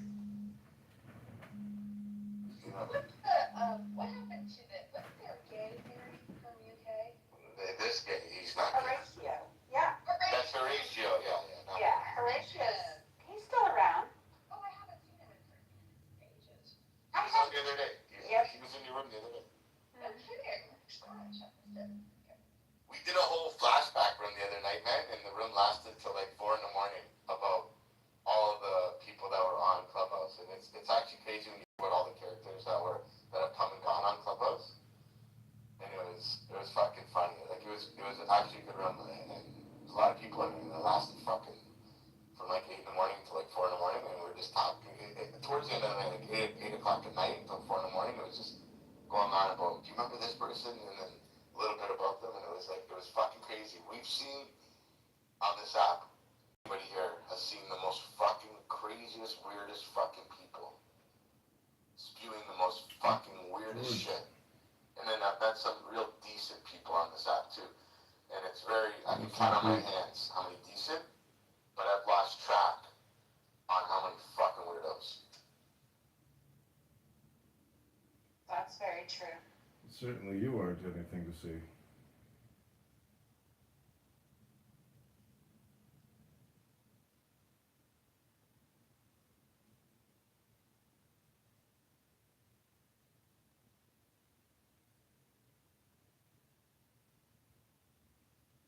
But yeah, going back to that about, and we've always said that like the number one problem like with being Jewish is other Jews. They're the one that bring us the most smoke, and they allow. It's like that. They allow. They agitate not only the Jews, but they cuddle up with the people that want to kill us, and it becomes extremely problematic. And I'm not sure if it's Munchausen or what's going on, but there's definitely like a mental illness, and the problem is it's not spoken about enough. It's not talked about enough. It's because almost, I don't know if we're ashamed or whatever. I like to call them out. Harry most definitely calls them out. JB calls them out. But it's like, it's fucking dangerous. It's detrimental for one's health. It's very, I'm not sure I think maybe they do realize the destruction they're causing. But I think they think like, well, nobody's going to come out to me because I'm the elitist. I'm the king fucker. That's why I changed my PTI today. Batman's holding a baseball bat and his crown's tilted in his head.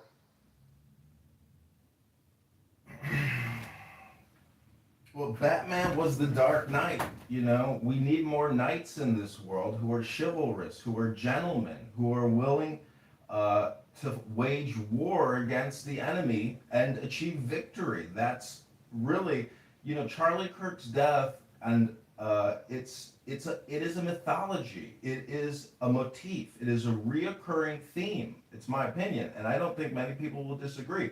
But this is what throughout history has been happening. I don't think there's anything new under the sun. Everything that is has always been. So it's just repeating.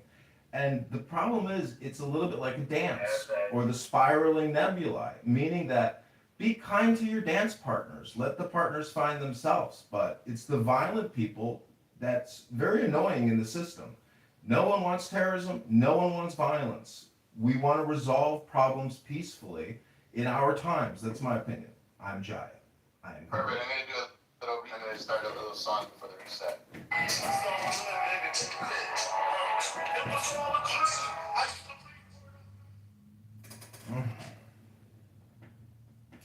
George, you must not be a serious host, and certainly you want anything to see. You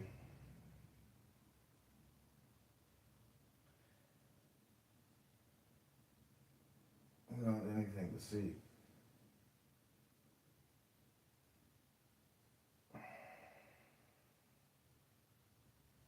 Maybe.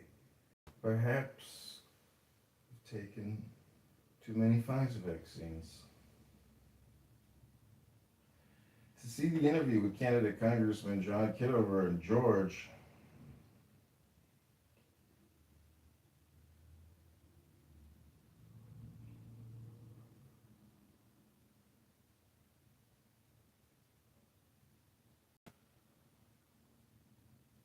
John Kitover film.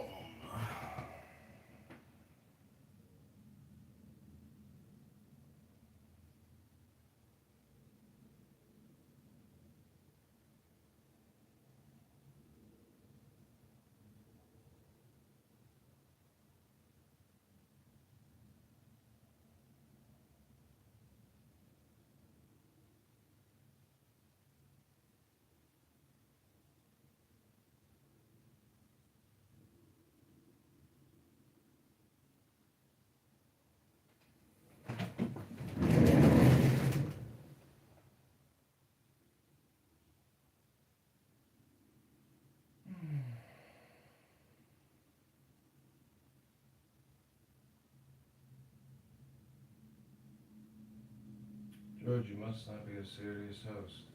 Certainly you aren't anything to see. Perhaps you've taken too many Pfizer vaccines. To see the interview with candidate Congressman John Kitover and George.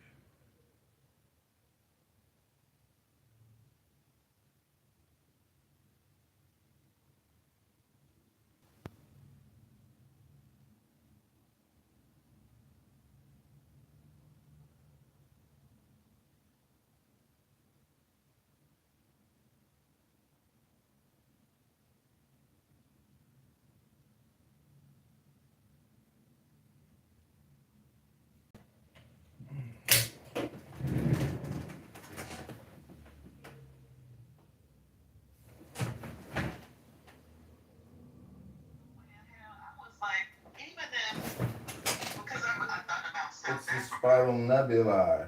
South Africa, white people were not the majority, but they still controlled the entire economy. They controlled basically the means of production. They controlled everything, and then they controlled the movement of people, the society. So I was like, South Africa was nothing more than another settler colonial project.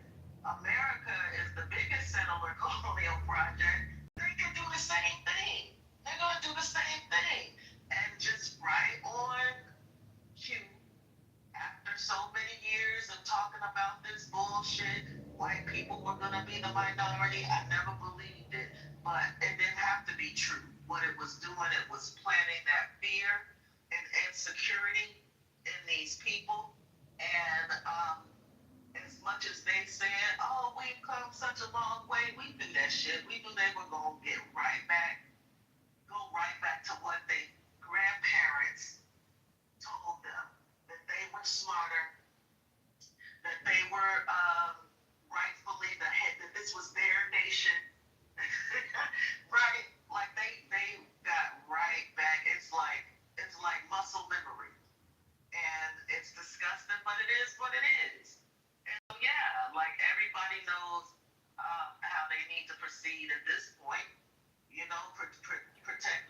George. No pun intended. I mean, if you really think about what they're saying women belong in the home, right? Women should be wives and mothers. Immigrants are stealing our jobs from Americans. Too many Pfizer All vaccines. the, people of color, black people, they don't have the brain processing power. They're all DEI hires. Okay, so who's left? It's only white men left. They're literally telling us by attacking everything. They're literally telling us only white men should be in charge and should have important jobs and should do things. That's exactly what they're saying. So again, the country is built on that. If you go look at the Constitution and like read, like just I talk, there's nothing in there for minorities. There's nothing in there for women. It's written for rich white landowners. That's what this country is foundationally built on. Thank God we have the Bill of Rights. We have amendments to the Constitution that have given other people rights. But if you just look at the straight up document, that shit, the people that wrote that, the founders, like, the people that were in Philadelphia that, like, men and ratified that shit, that's who they wrote it for. So they're trying to get back to that. They feel like, because, like I said, the principles, like white supremacists, that are just, they're not the ones that are out here, like, with the Jesus flag or whatever, talking about white men fight back. Like, they're not the Patriot Front, they're not the Klan. But literally, if they'll talk and be like, that this country, the founding fathers, didn't mean for the country to be like this, for it to be like all these like immigrants here, and all these people that like it was meant for like white people, and that's what they want to keep it that way. It was something that lost my damn train of thought. Something that King said earlier or whatever. Oh, as far as like that stuff that Richard Smith, the people were talking about this stuff before. It's always been a thing. So go back into Trump, like in this, we survived Woodrow Wilson, like where they screamed "Birth of a Nation" in the White House, and like in I don't know how many, must look like 100,000 Klan members like marched up Pennsylvania Avenue. You go back and look at like pictures of it, and they talk about like in Congress, like that 75% or 80% of the damn like representatives, U.S. representatives, George, were you're Klan taking too members. many Pfizer We have vaccines. survived those times, King Clown. and we'll survive this. But I'm just saying that as far as what, yeah, it's always been there. It's just that people like the Bible talks about it. People are dumb as fuck or whatever. Like you look at the 80-20, what they want to look at, even like look at this election cycle, the way that people are manipulated and played, even like with the stuff on Charlemagne and the Breakfast Club and the little stuff that was said about like, trans, and I don't want my money going like to trans surgeries and prisons. People are easily manipulated. And so Trump, George, you're taking because too many he's an Pfizer American icon, vaccines. love him or hate him, the motherfucker's been in like the American like lexicon for like freaking 40 years or whatever. Like so we've seen all this stuff with Trump. Trump is a unique individual, and the fact that he is like out here and he's so George, you must not be incendiary in serious. everything he fucking Certainly, says. you don't have Charlie anything to Cook say. had been there Perhaps for you're like taking an too many hour, just Pfizer like Bledsoe on the vaccines. stage or See, whatever, and he's like talking about Congressman the Kitover is radical George. left or whatever, and like and we gotta get them, and they killed your hero, and it's like like the best voice for young conservatives, just all this bullshit that he's coming up with or whatever. Off the leaders, if a leader like Trump, and I can't think of the name for it, I just heard it today.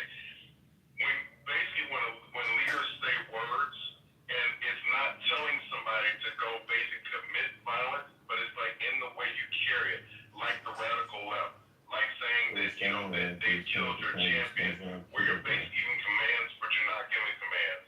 And I'm just saying that Trump does that.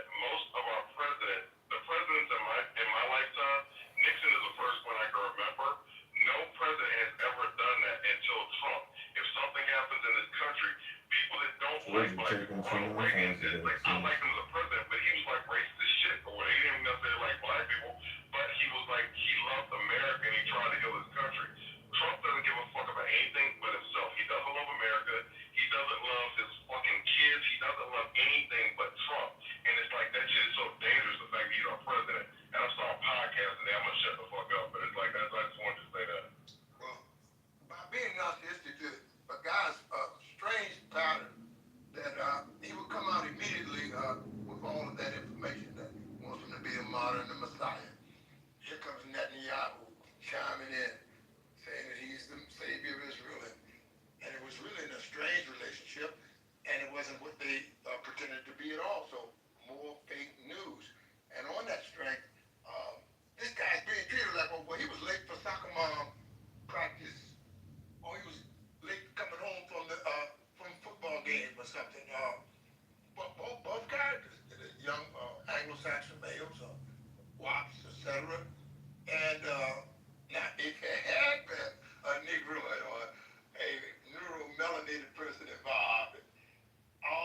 UK out here going crazy, saying, man, but they're still on the same mission. Same shit headed from a different shingle to vilify the melanated man. Somehow they're going to ease us up into the middle of the equation, whether we're directly involved or not. And that is, I think, the plan is to push them blonde hair and blue eyes. Can you imagine the wife of John Fitzgerald Kennedy coming to the mic right at his memorial service? Here she comes. Oh, we're going to make America great again. We're going to keep this rally going. We're going to build this movement. Okay. Now, this guy's been spotted. Another part of the fake news. Somebody said they spotted this guy. All conspiracy ain't, you know what I mean, ain't pseudo-conspiracy. So you got to watch what is happening close and personal. And somehow, no matter if it's COVID or Charlie Kirk, they're going to ease us up in the middle of that. Somehow we'll be responsible for kicking the dirt. But I think we do not pull our foot out of the behind or the backside of Donald John Trump and this guy, Netanyahu. I think they're just B-movie actors, they're just regular guys. People has exaggerated them like they exaggerated Charles Kirk. I'm telling you the truth. And to stand-up people that are really involved with the science and the politics and mathematics that operate this world, the realism people, they mean absolutely nothing. I'm just serious. Yeah. But we drink the Kool-Aid and, you know, hug the testicles, and he urinates in your face. And you call it rain and Kool-Aid. Congressman John Kitover versus down the hood. George, you're taking too many Pfizer vaccines.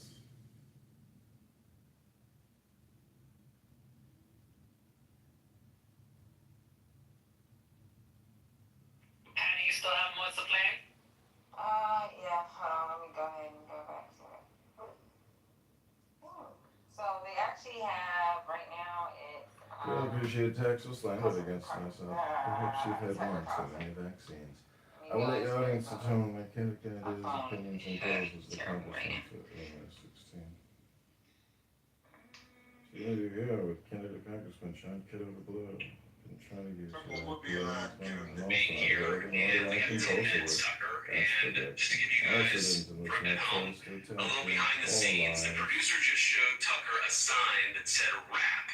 And Tucker looked at it and said, this is expand on your point, right? So if we end up going 35 minutes, you'll know it's not the host's fault, it's Tucker Carlson's fault. We read what we want to read. But I had to, Tucker, I think you know this, and some of you know this because I wrote about it on X.com, but when X.com was Twitter, I did an interview with the Tucker Carlson Tonight Show on Fox News, and I got a message from a guy named Charlie Kirk that said, you did a great job, I really liked what you said, and let's keep in touch. And that began the start of my friendship with Charlie Kirk. It was the first time I had ever communicated with Charlie Kirk. So you've known him for a long time.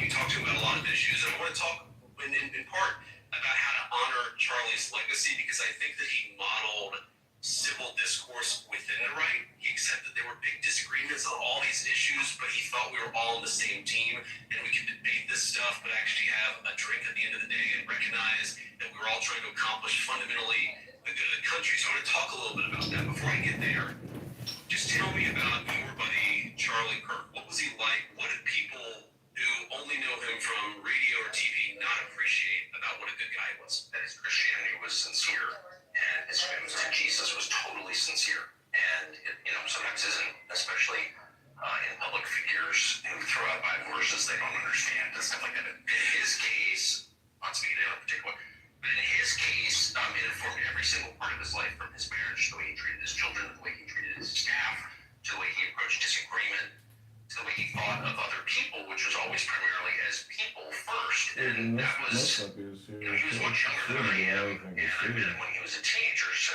he's literally the age of one of my children. So it was kind of hard to take him seriously at first, and over the years that I knew him, more than 10 years, I ended up learning from him. I'm not just saying this because he's passed, I mean that sincerely, and the main thing that I learned from him was how to disagree with people on topics that you take very seriously and that they take very seriously without hating them, without feeling bitterness. I mean, it wasn't, people knew what was going on behind the scenes. There was a lot going on behind the scenes, and was intense. And it was bitter. And, you know, because the divide, particularly in foreign policy questions, is very real in the Republican Party. Neocons versus the realists, however you want to describe it. He was on the realist side for sure. But he was not mad at anyone who disagreed with him. He liked them as people. He agreed with them on some things. And he would always say, no, I agree with it. In private, he would say that. And, you know, I was involved in it because people were mad at him for having me at his conferences or talking to me. And so we had cause to talk about it a lot up until he was assassinated. And I was so struck the whole time. I'd say, you know, would use the ugly language I'm famous for in private. And he would never talk like that. He said, well, you know, I agree with him on this, but obviously I'm on your side on that. And he just never forgot there was a person behind us and views, and that inspired me. And God commands out of us. That's a real commandment, in my opinion. And he lived it. That's exactly right, Tucker. He treated everybody with respect, and because he genuinely loved people, and he genuinely wanted their salvation, he wanted them to have a relationship with God, he wanted them to know the truth. He always treated them with respect, maybe especially when he disagreed with them. Yes. And I think about this, you talk about foreign policy. That is one of the big divides on the American right now. And the thing that Charlie seemed to understand intuitively is that the coalition that made Donald Trump the President of the United States and J.D. Vance the Vice President of the United States, it included Tucker Carlson, but also Ben Shapiro. It included people who did disagree vociferously, but agreed on 70 or 80% of issues. And fundamentally, the question Charlie would ask is, if you're a good faith person and you're trying to do right, then you are part of the Big Ten. I think that's something that we have to try to model together because Charlie's no longer around to do it for us. And in one way in particular, I was very touched by this. I actually texted Mark about this because you very generously have put out some donation link to help support Charlie's family. And think about that. You know, Eric and the kids, most importantly, they're grieving the loss of a dear husband and father, but somebody, us, we're going to have to step in and fill the gap to provide for them in a way that Charlie no longer can't because he was taken down by an assassin's bullet. You know who I saw share that link was Mark Levin. Yeah. And I thought it was a really good example of how Charlie was able to bring people together from across our movement so long as we were operating in good faith. That was the question. If you were good faith, you're on his team. That is exactly right. Good faith is the measure. And I have to say, I think now is exactly the wrong time to appropriate the memory of someone and the emotion that comes with that, the really intense emotion that all of us feel at his murder, and use it for your own parochial ends. Like, he stood for this, you know, and I think the reason that Charlie was able to bridge the gap, particularly in foreign policy, is because he had, for example, genuine affection for Israel, which he expressed to me in private many, many times. Like, I love Israel. I don't think we should have regime change war against Iran. And I think that made complete sense to me. I sort of agree with that, actually. It sort of allowed both sides to talk to him because they felt like this person doesn't hate me. It doesn't need to get existential. It's not about disliking me or some weird bigotry. But I don't think it's important for people to jump in, particularly foreign heads of state, to say, this is what, you know, he lived for my cause or whatever. That's disgusting, actually. Don't do that. That turns everybody off. You don't help your own cause by doing that. That's also literally untrue. So I just hope that we can continue in, I'm not exaggerating, the spirit that he operated in, which is one of love for other people, including people we disagree with, and don't make it, you know, as small bore as that. That doesn't help. Yeah, so one of the issues, Tucker, I agree with you, that he would express disagreements with the administration on, there are two that jump out, is one, you know, Charlie was a hardliner on immigration. He wanted us to control our borders as much as possible. He wanted us to ramp up the deportations. I remember having conversations with Charlie where he would say, why are the deportations higher? Why are you doing more? And I would talk to him. But it wasn't, hey, I don't understand this or I disagree with you and therefore I'm going to blast you and assume that you're in bad faith. It's, I'm a free citizen. I love you guys. I supported you guys. And I'm going to use my platform to try to accomplish as much good as I possibly can. And I think that made him such an effective argument. I would talk to him. Here are the reasons why. And as you see, Tucker, we've ramped up deportation numbers. We have actually, there are a lot of people who are self-deporting. money because they don't want to be in the country knowing that eventually immigration enforcement will happen. But I think part of that success comes from people like Charlie applying pressure. Pressure is a friend. Pressure is somebody who cares deeply about energy. And that's true. Yep, I'll put on pause for a second. I think somebody asking you to put it on pause. Just one second. Yeah, I asked for it because I just didn't want him to get too far away from something he said that's been bugging the fuck out of me. I think it bugs a lot of us. So, do these motherfuckers, because when they did this thing in Huntington Beach, which I keep going back to because the shit is really bothersome, that they're talking about white men fight back. The one person, the one group that doesn't need to fight back anything, white men fight back. And they had a flag that had a Jesus flag, had a red cross, and it said something about Jesus. When they talk about like Charlie Kirk loved Jesus, everything that he said, has anybody in here ever read the New Testament? Because apparently none of these crackers have ever read the fucking the New Testament. And I hate that I'm saying crackers. I'm pissed off with these motherfuckers that's fucking they're fucking devilish or whatever, like they're fucking demonic or whatever in the way that they carry their shit or whatever. So it's like fuck them.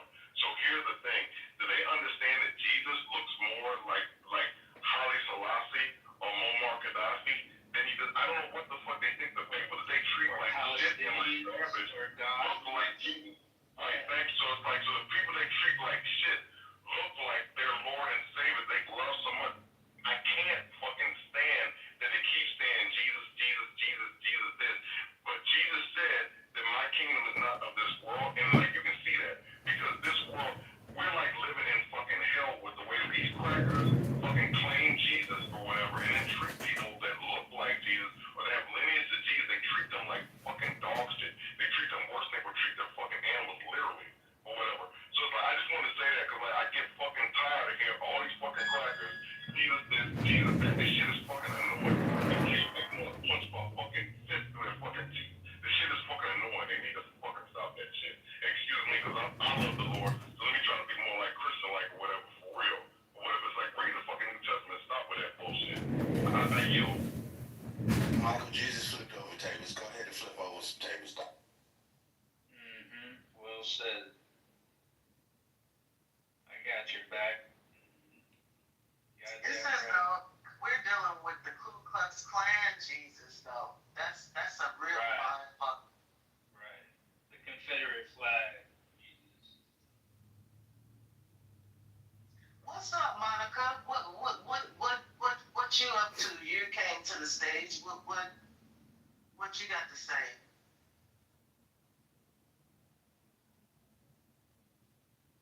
Good day, Monica. Or you just mind black folks' business on a Monday morning? We're just having a yeah, I don't know. Monica and Cool C had their hand raised and I brought them up.